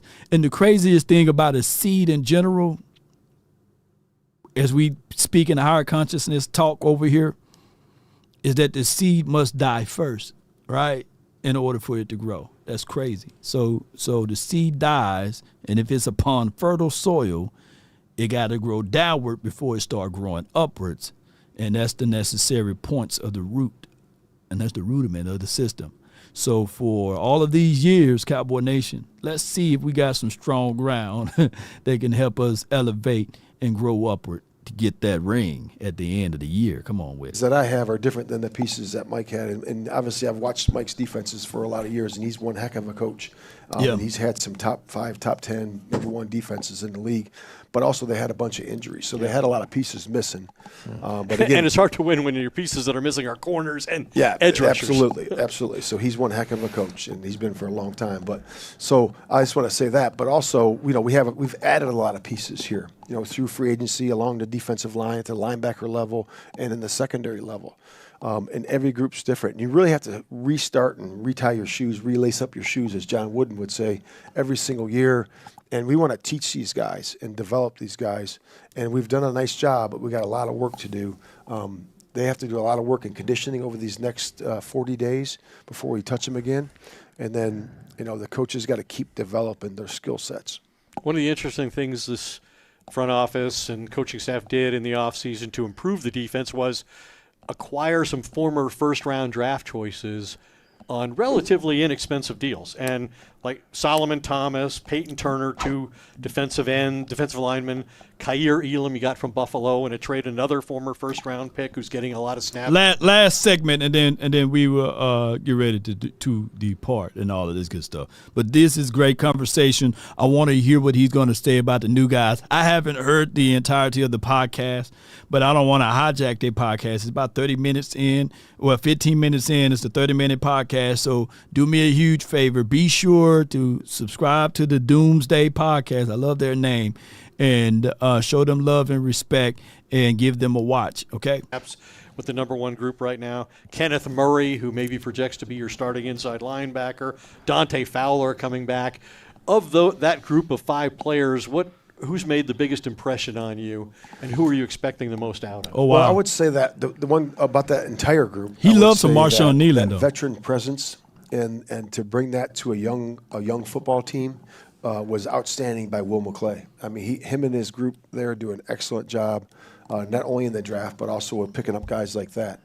And you know, they really did a nice job with that. And to Schotty's credit, also he really brought those the coaching staff and the scouting department even closer together, so the communication was excellent during that time. You know, those guys are really doing a great job with the young guys, because when you have veteran presence, that's one thing, but now let's use them to really help the young guys. You know, for example, Solomon Thomas is helping our 2 young D tackles. You know, Dante Fowler and Peyton Turner are helping Easy, the kid from Boston College. Donovan. Right. Yes. Donald. Yep. Ezraku. He's been really great, and he's a very mature kid. And Jay from UCLA and Tommy from Maryland. Those guys are all really so. He didn't say them 2 last names. I thought Eberflus was going to say the last name. He like, yeah, Jay and Tommy and them. And then Donovan, he wasn't going to even try to say Ezraku. Yes, indeed, man. That's my guy right there. Man, Eberflus, you can't catch that man slipping. No. You said Jay and Tommy. I love it. Soaking that in. Then you got, Jack Sanborn and, Kenneth Murray into that room right there. And we brought 2 young linebackers in. Yeah, mixture. So the veteran presence and the teaching and developing is not just really for the coaches, it's also for the leaders of our football team. Boy, so in every category, in every group, you got a veteran guy that can help the defensive tackles. You got a veteran guy that can help the edge rushers. You got a veteran guy that can help the linebackers. We just need a veteran to help the DBs now, Now, I do know Malik Hooker is trying his best to help the safeties room out, but a lot of people ready for Malik to go, and that's a whole nother conversation. My boy, look, Malik, you my guy, but, that's just how the nature of the flow is. Yeah, so we need another veteran DB, Matt. You know what I'm saying, Matt Eberflus? Let's go ahead and pick up the phone and call Jalen Ramsey or Stephon Gilmore. Come on with it. That's interesting. So more specifically, what did Brian do leading up to the draft? Because it does seem like Will McClay was very happy with how this thing went. Right. Maybe some different than some of your other stops. I mean, obviously, you were with the Cowboys, and you remember how it went back then. Anything that felt different that you could kind of give us an example of? And I told Will this, and I told Shotty the same thing, and again, I've told a lot of people that I was gone for 7 years, and then came back. And when I came back, what I recognized was how great the communication is, in the draft room, in free agency, and with Jerry and with Steven and with the entire Jones family. During the draft process, it's one position, one day, and Mr. Jones and Stephen Jones are in there, Will McClay, with the position coach, with the coordinator, and, of course, with Shotty's in there the whole time and going over every single player, and then whittling it down and then slotting the board. And that's why, our draft was pretty darn good. Same thing with the free agency, which comes first, as you guys know. But it was a great process. The coaches wrote reports. They were able to speak their mind, see something, say something. See something, say sure something. The details. Yeah. And that's what I noticed that even improved when I was gone. It was that much better when I got back. Was there any player you were standing on the table for? Was there any during the draft? Was there anything you were really found yourself connected to a certain player or passionate about one? Yeah, I would say Easy. Donald. Yeah, he's at the 44th pick, we got a really good one there. He's exciting to watch. What an athlete. And more importantly, we brought a leader into the football team. No doubt, man. So to listen to the fullness of that podcast, they got another 15 to 20 minutes to go on that podcast. Rubies and Gems, man, is what Matt Eberflus is leaving there. Rubies and Gems, right? Now, at this time, we're gonna segue over to some more things before we go, man. If this happened to you, you know how it goes, Cowboy Nation. If this happened to you, you're playing around. Now I know motherfucking well you didn't do that shit. And you see me trying to get this flow. I just mopped over there. Go take the trash out or something. Go do something. Beta! That wasn't even the one that I wanted to play. But, man, come on, man. Hey, man, why you playing around with your lady like that, dog? Like, come on, man. What's going on?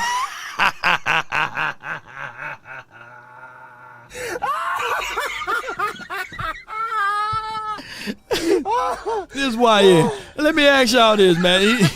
These new age kids, man. That he got the woman at the house She mopping and cleaning, and all of a sudden he want to play around on TikTok. Look at this dude, man. Now I know motherfucking well you didn't do that shit. And you see me trying to get this flow. I just mopped over there. Go take the trash out. Go do something. Go do something. Because you play too fucking much.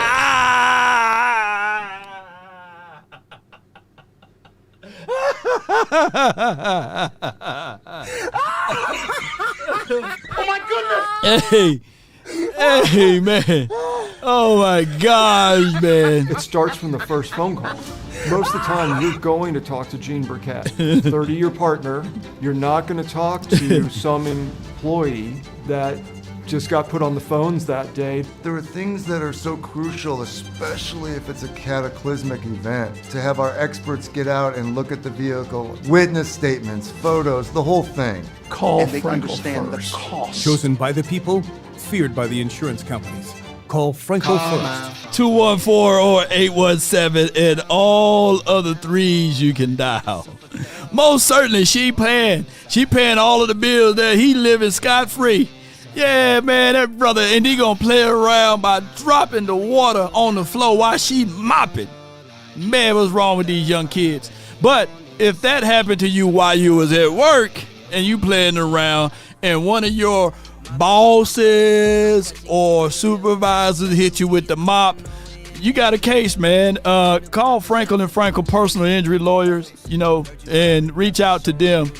That's 817 or 214 and all of the threes you can dial. And if you can't go there and dial that number because you got mop juice all over your face, just visit franklefirm.com and speak to one of their people there, and let's see what can happen from there, especially if you got it on tape, Hey, there's the tape. All right, and here we go. My hotline for your mind, 657-390-7391. That's the hotline for your mind on my end, Cowboy Nation. And murder was the case. Hey, G-Dub says that was a skit law, but every now and then. Skit or no skit, there's mop water, dog. It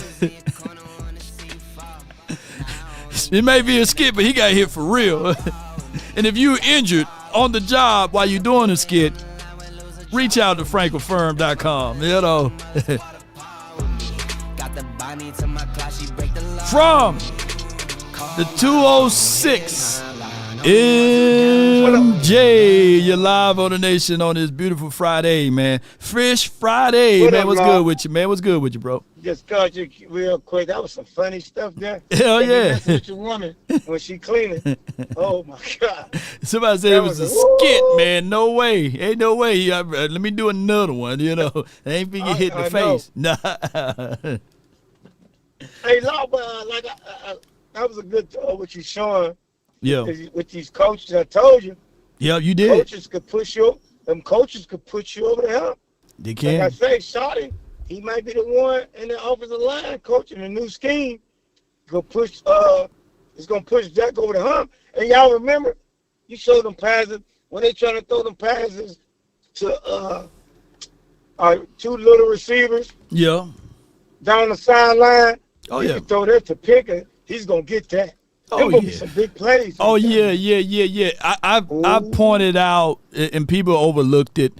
I pointed out like it was in that San Fran game, like Avonte Turpin burnt that dude, but he's Turpin, he couldn't catch that, And it was another game I believe when we played against Detroit.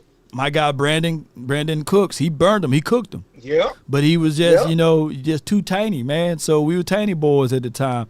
The only people that can be on the outside. So people fail to realize you need taller targets that can meet the ball and bring it down. Yeah.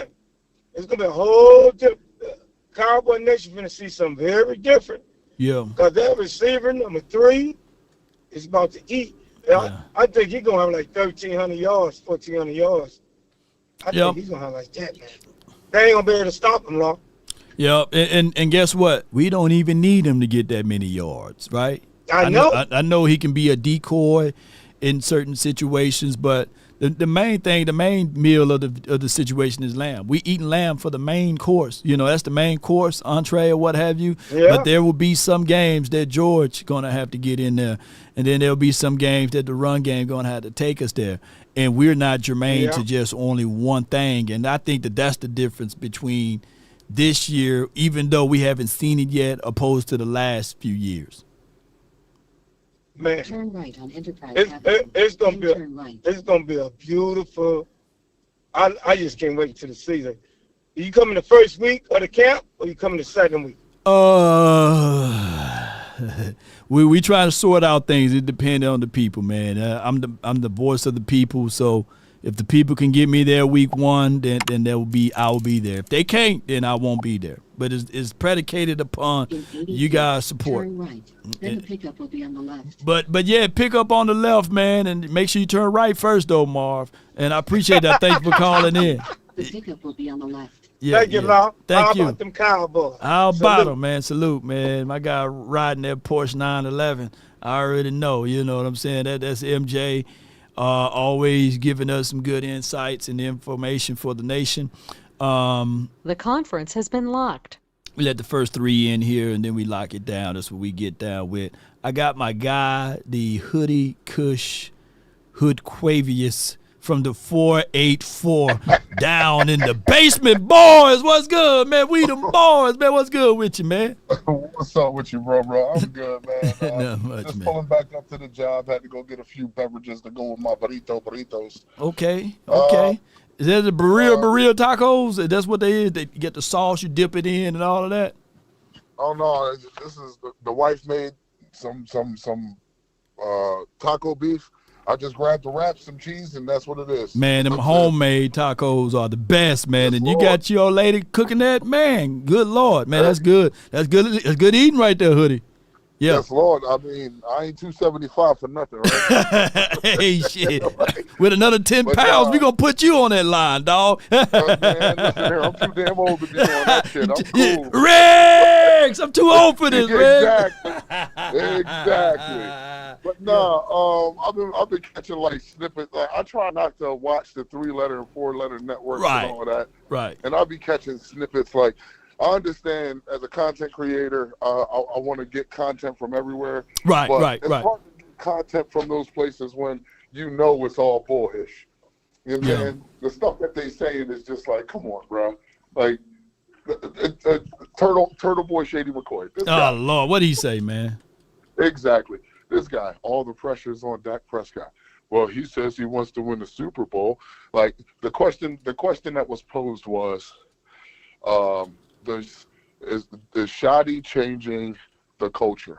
And it went from Shoddy changing the culture to, well, I mean, they're paying the quarterback $60 million. Pause for a quick second. I got a big super chat from my guy Rodriguez. Jose Rodriguez, $19.99. Law, you the man. Parking lot money and some taco money. I'm excited about this season and can't wait for week 1. DC4L. Hey, man, by us talking about tacos, Rodriguez sent me some taco money and some parking lot money, bro. Hey, when I get to Cali, you know what Cali does best in Texas? They got and they got these damn thing called rolled tacos, man. They like blunts, man, but them are good. Oh, man, it's rolled. I'm talking about hand rolled tacos. It's like rolled, and it's hard. Man, boy, my mouth is salivating already, bro. But keep going, man. Keep talking. Keep talking, bro. Keep talking. Like, it's just amazing to me how everywhere you turn, we're talking about the team. And it turns into Dak Prescott. Like, Dak Prescott's not the same in the playoffs. The whole team ain't the same in the playoffs. The whole team is not the same in the playoffs. Micah Parsons has recorded no more than 14 sacks throughout his career. No more than 14 a season. You know what I'm saying? Anything less than that, and it wasn't under 10. Wow. But when it gets to the playoffs, he's not recording any sacks. He's not getting any tackles for loss. Right? Deron Bland and Trayvon Diggs have recorded 20 interceptions to 15 interceptions since in their career since they've been playing for the Cowboys. But when we get to the playoffs, they're not getting any interceptions.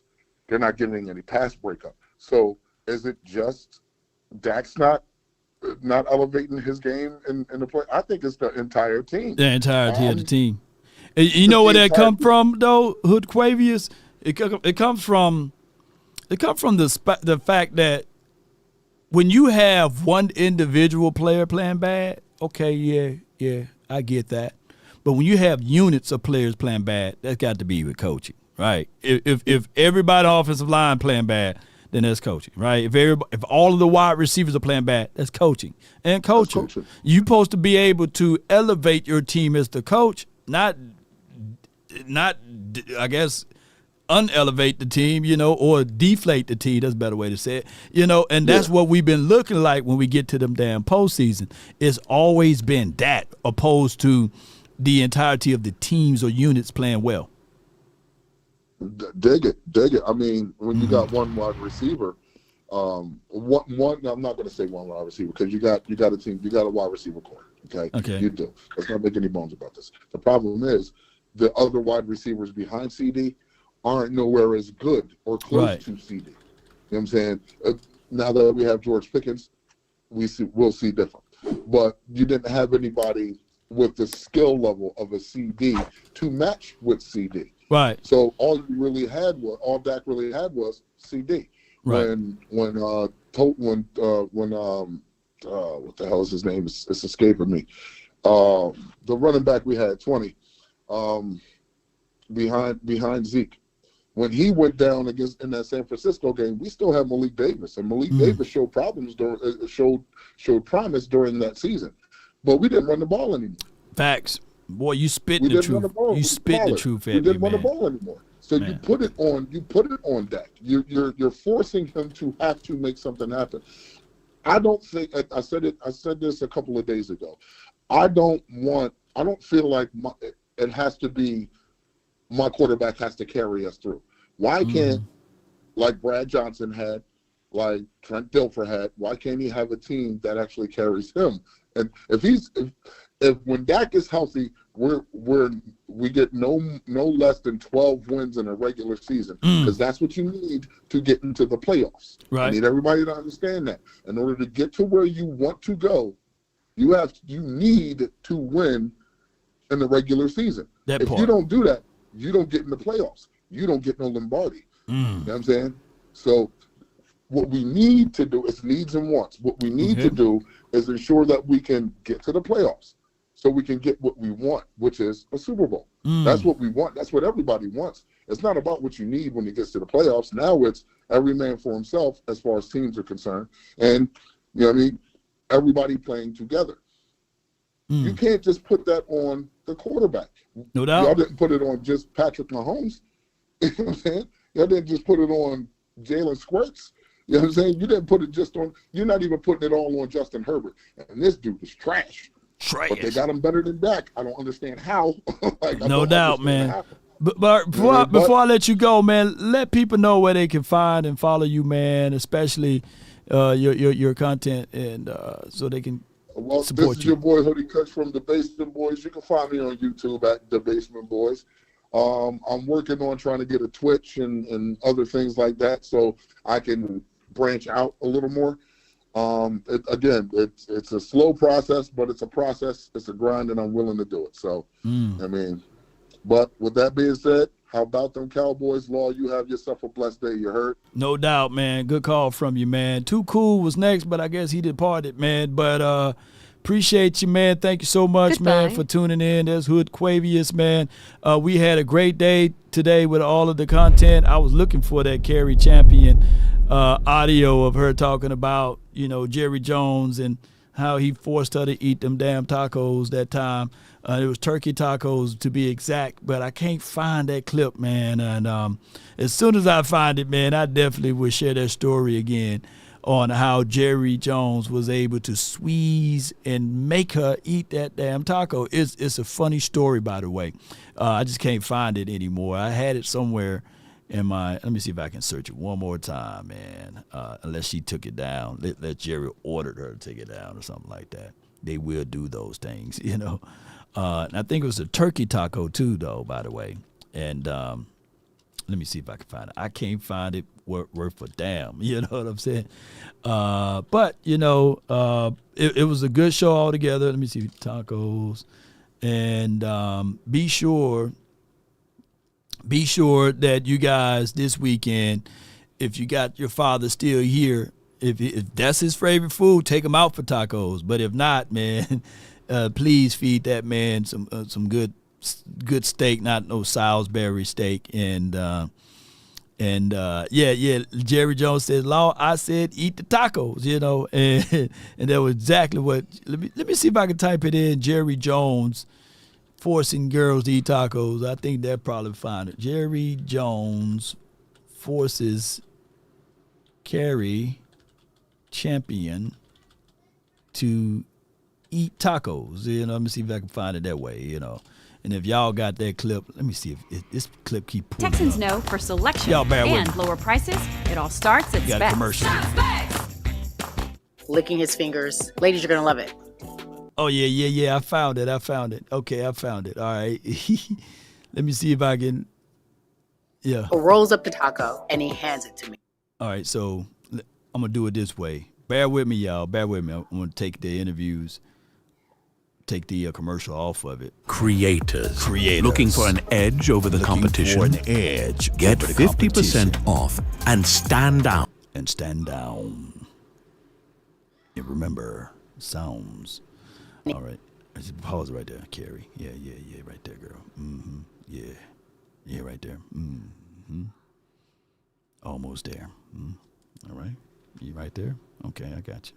Right here. Boom. Yes. Carrie Champions wins. Okay, boom. Licking his fingers. All right, boom. And download.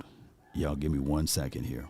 Happy Father's Day, man. Appreciate you, Coach A.J. Jones, man. And thank you for your message, bro. It means a lot, man. Sending me that message, bro. I really appreciate that so much, man, on all that you do for the nation. And I really appreciate you, bro.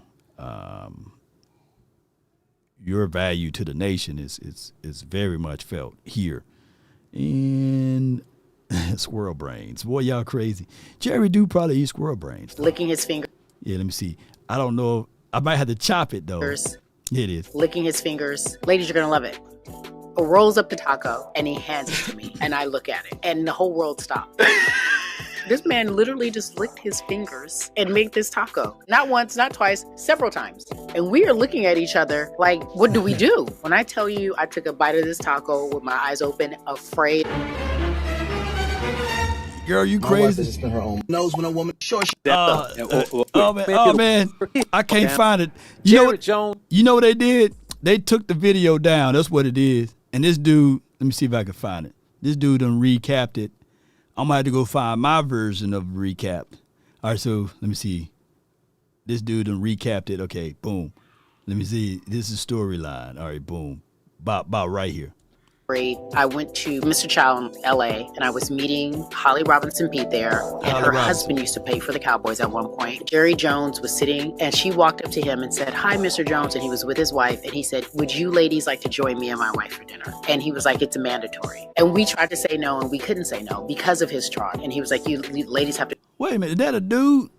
Try these duck tacos. It's the best thing ever. I came all the way from Dallas just to have these duck tacos. Now, mind you, Jerry was like, "I'm going to make it for you ladies, though, because it has to be made the way that I make it." Jerry then proceeds to take his fingers, grab the taco meat, put the taco meat inside of the shell, because that's how you have to make it. But normally people would grab a fork, a spoon. He grabs them. He said, ladies, you're going to, licking his fingers. Ladies, you're going to love it. Rolls up the taco, and he hands it to me, and I look at it, and the whole world stopped. This man literally just licked his fingers and made this taco. Not once, not twice, several times. Now,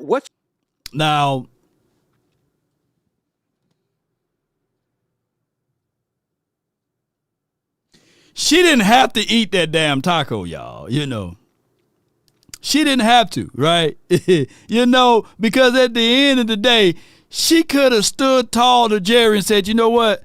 I'm just going to make my own," But when he got to, and then started putting the taco meat into the shell and then handed it to her, she should have been like, hey, hey, boy, you just put your hands on it. And Jerry probably said, these $1 billion fingernails, girl, you better eat this,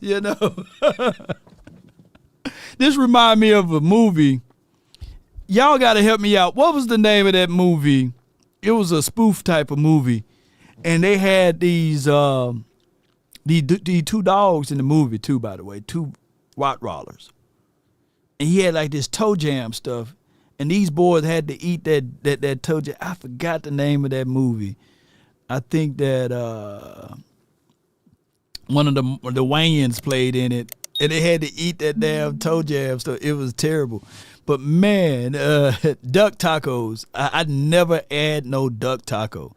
And duck to me is a certain way that you got to prepare duck. It could be gamey or something. Was it Scary Movie, VA Boys? Yeah. Oh, hell no, man. But Carrie, you too beautiful to be eating that stuff like that, lady. You too wise. Was it scary? Was it House Party 3? Hold on, House Party 3. And old boy had to eat them. Let me see if I can find it though. House Party 3. I know I can't play that one, but man, oh man, House Party 3. When he had to eat that toe jam. Okay, let me see, jam. Yeah, toe jam. It had to be House Party 3 though, right? Yeah. Let me see. Nah, I can't find it, man.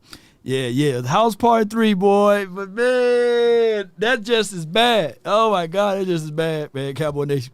Let me get on up out of his 4 o'clock, Cowboys. I just wanted to let y'all know that Carrie Champion, she folds under pressure. Yeah, she folds. If you got a little money, she'll fold just a little bit. So fellas, if y'all ever want her, she'll fold just a little bit. She'll fold just a little bit. She'll do things that she don't want to do, but she'll do it, If you got a little power, Chris Tucker was in that movie, yeah. House Party 3. House Party 1 was great, and 2.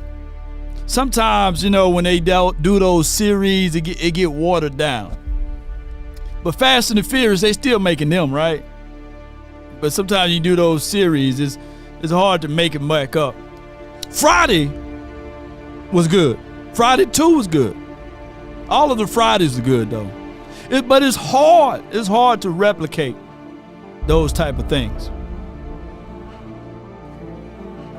Yeah. Barbecue tacos. Ooh. I like the Barilla tacos. I like Barilla, however you say it. I like the dipping sauce and everything. And the cheese is just oozing out. And I want mine to be charred just a little bit. Yeah. I like charred mines, Yep. Sometimes sequels and prequels ain't that good. I think the people that did it best, the Avengers. I can go back and watch the Avengers all over again. All of it, and they connect it all together. Yeah.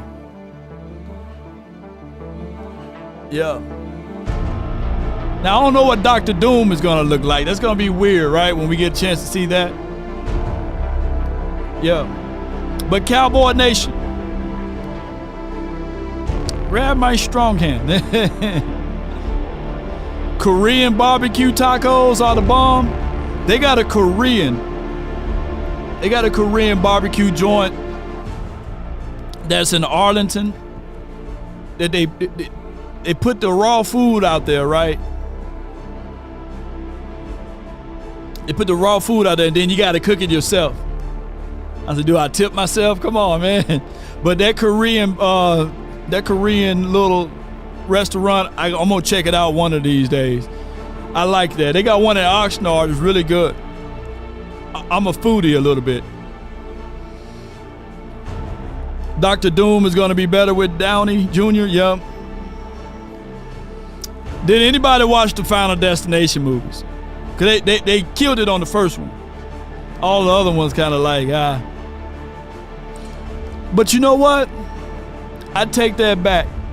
Equalizer 1 and 2 was great. Did they have a third one? Yeah, all the equalizers are good. And all of the takings. But they just keep taking his daughter. You know, his daughter just need to be taken. You know what I'm saying? And never be given back to him. But takings were good too, though. I'm trying to think of all of the sequel movies. Nutty Professor. That's a good one. Nutty Professor, the Clumps, all of them good. Now, the Coming to America, they could have just stopped that one, right? Part 2 is trash. John Wicks are good. Yeah, John Wicks are good. Yeah. I'm trying to think of any other movie.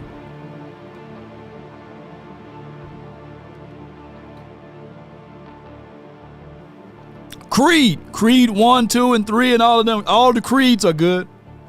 I think the King Kong movies, they're coming out now, they watered down. Don't make another King Kong. Don't make another one Godzilla versus King Kong unless it's going to be Godzilla versus Law. And don't make no more. Nightmare on Elm Street was really good. All of the Jasons are really good. Boy, we're going to have movie night with Law, boy. We're going to have a movie night. I'm going to rent out a theater, and I'm going to say, just meet me here. I'm trying to think of another sequel movie. Yeah. I'm trying to think, baby. I'm trying to think. I'm trying to get this going the best way possible. I'm trying. You know I got a message to all of this. I come here to tell you, I got it. The movie that we watching over and over again. Predators were good. Batman series was good. But let me talk about something that was great. In 1977 or 1971, let me go all the way back to the origin of it all. The Cowboys won their first Super Bowl.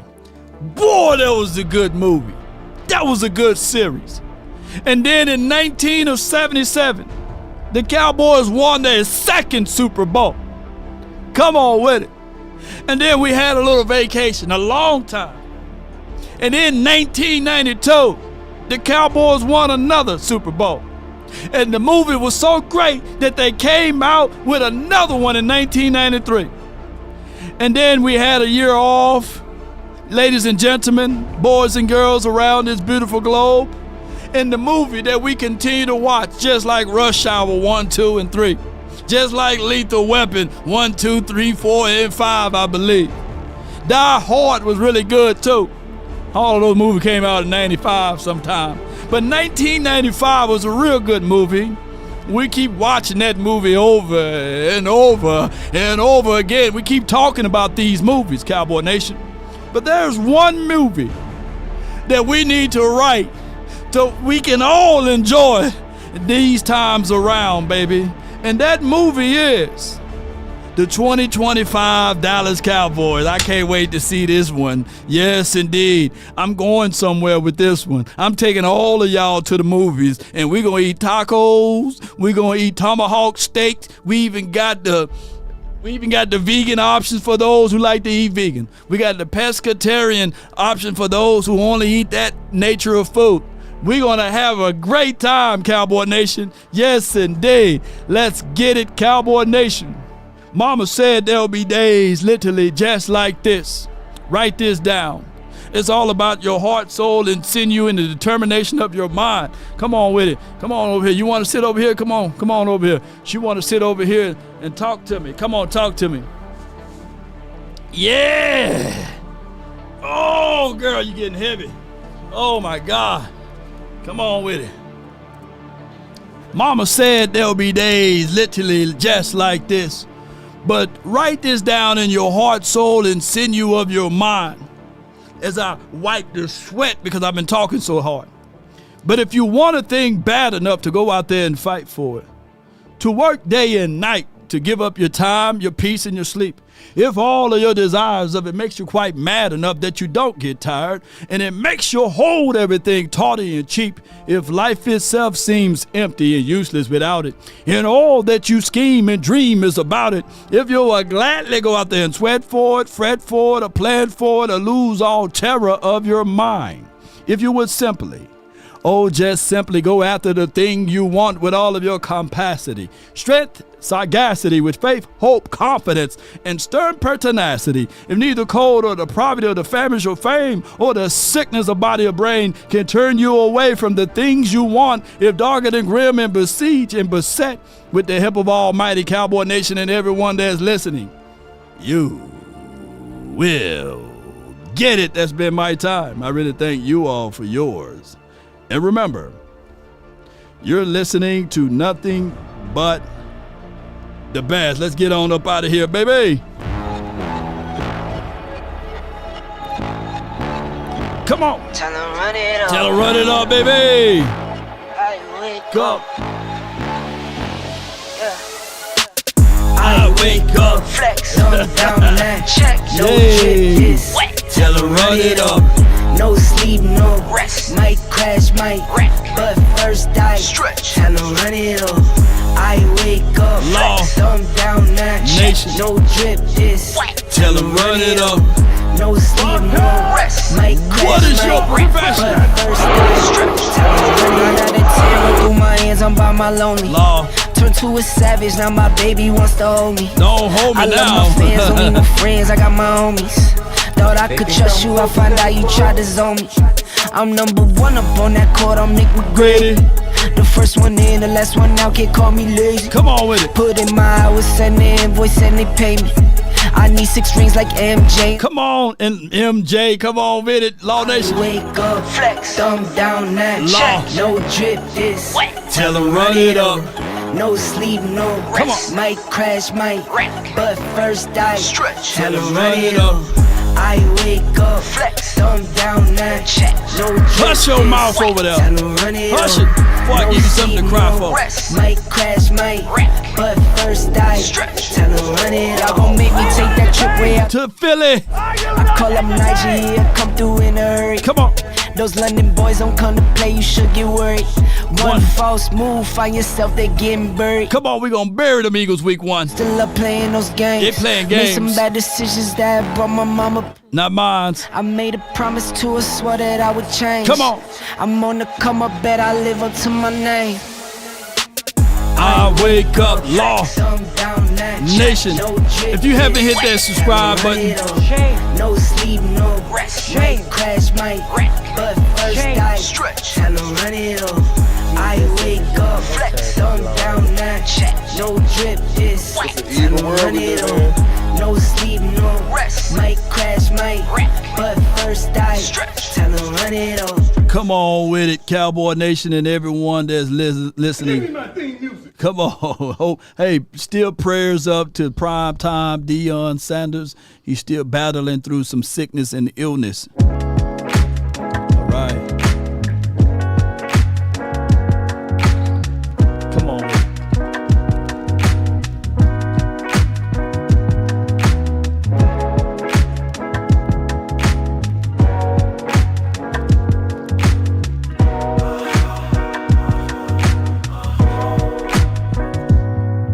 Yep. Take a drag of my cigarette, breathe me out, breathe you in. Yeah. Take a bite of my burger, babe. My burger, babe. Save the last bite for you. And you. For you. What we tell them? Don't let the street lights get you all alone. All right. You know it's dangerous to go alone. Don't let the street lights get you. Can I be your player too? I'll follow wherever you go. Wherever you 10 things great about Law Nation Sports, a powerhouse in the world of football. and Cowboys coverage. 1. Unmatched Dallas Cowboys coverage. Law Nation Sports delivers in-depth, year-round coverage of the Dallas Cowboys, from training camp to post-game breakdowns. 2. Passion that's contagious. You can feel the energy in every stream, video, and post. Law brings a fire that turns casual viewers into die-hard fans. 3. Engaging live streams. Law Nation's live shows are interactive, informative, and fun, filled with real-time reactions, fan comments, and game analysis. 4. High football IQ. From film breakdowns to contract analysis, Law delivers elite-level football insights that go beyond the surface. 5. Professional yet relatable Law strikes a balance between being authentic and polished, breaking down complex topics in a way anyone can understand. 6. Powerful community. It's not just content, it's a movement. Law Nation Sports has built a loyal community of fans who support, share, and grow together. 7. Content consistency. Rain or shine, win or lose, Law Nation stays active with daily uploads, short clips, and timely updates. 8. Creative and viral titles Law knows how to catch attention and drive clicks without the fluff. His headlines stay trending across platforms. 9. Real-life access. From interviews with players to behind-the-scenes coverage, Law provides access few independent creators can match.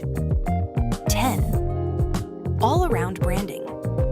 Whether it's sports, culture, or inspiration, Law Nation Sports is a complete brand with merchandise, events, and influence beyond football. Bottom line, Law Nation Sports isn't just a channel.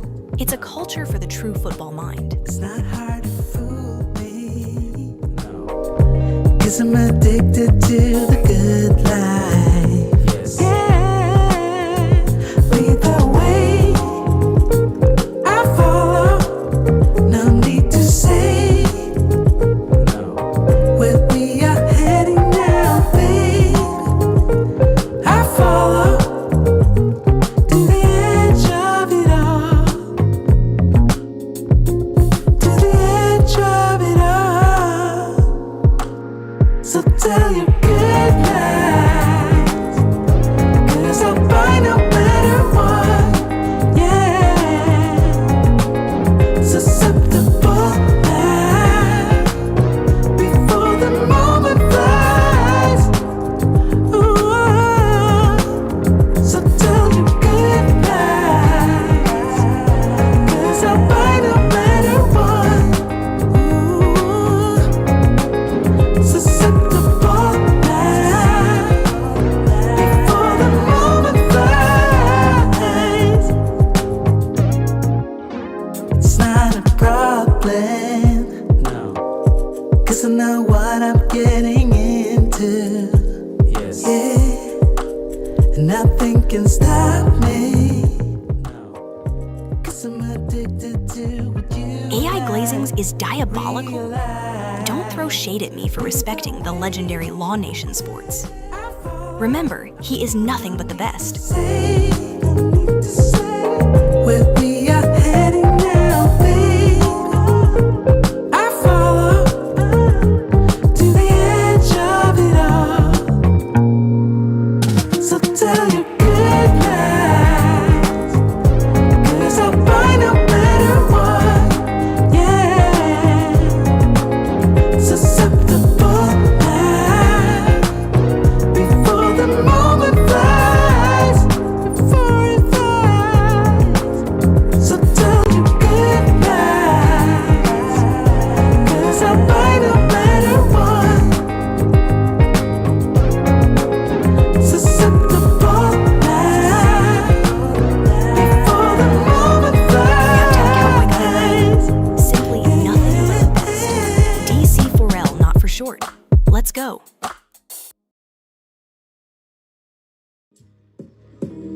And they understand the cost that is involved. There's one vow that I said, close them doors. Ushers, close the doors. Close the doors. Close Come the on with it, doors. baby. We all gonna leave together. There's 1,000 of you 1,000 tonight, of you tonight. and those that are watching, it's 1,000 that's watching online. Peace on out. This is a small seed. If I get 1,000 online to give this, I'm challenging each of you all down here to give a $20 seed. But I need everyone standing up here with us, with me, to plant a seed of $100. Because again, it costs to sit up here. I got you. And this is what I need you to do. If you're giving electronically, or even if you're giving tangibly, bring them baskets. Bring them baskets. I want to see the folks. Until next time, happy Father's Day to you all. Y'all can bring it right now. Come. Even if you're giving tangibly, just put your hand on the, take your phone and stick it on the bucket. Giving is worship. Giving is worship. Giving is worship. Original, they never gonna be. Giving is worship. This ain't the time to talk. 1,000 people need to give $20. 1,000 people online need to give $20. This is easy, saints. This is an easy miracle. We should be able to raise $40,000 tonight just from y'all giving. It's an evil world we live in. That's it. Sacrifice, don't give up the fight. Everything will be alright on any given Sunday. Yeah, depend on you if you win or lose. You know you got to pay some.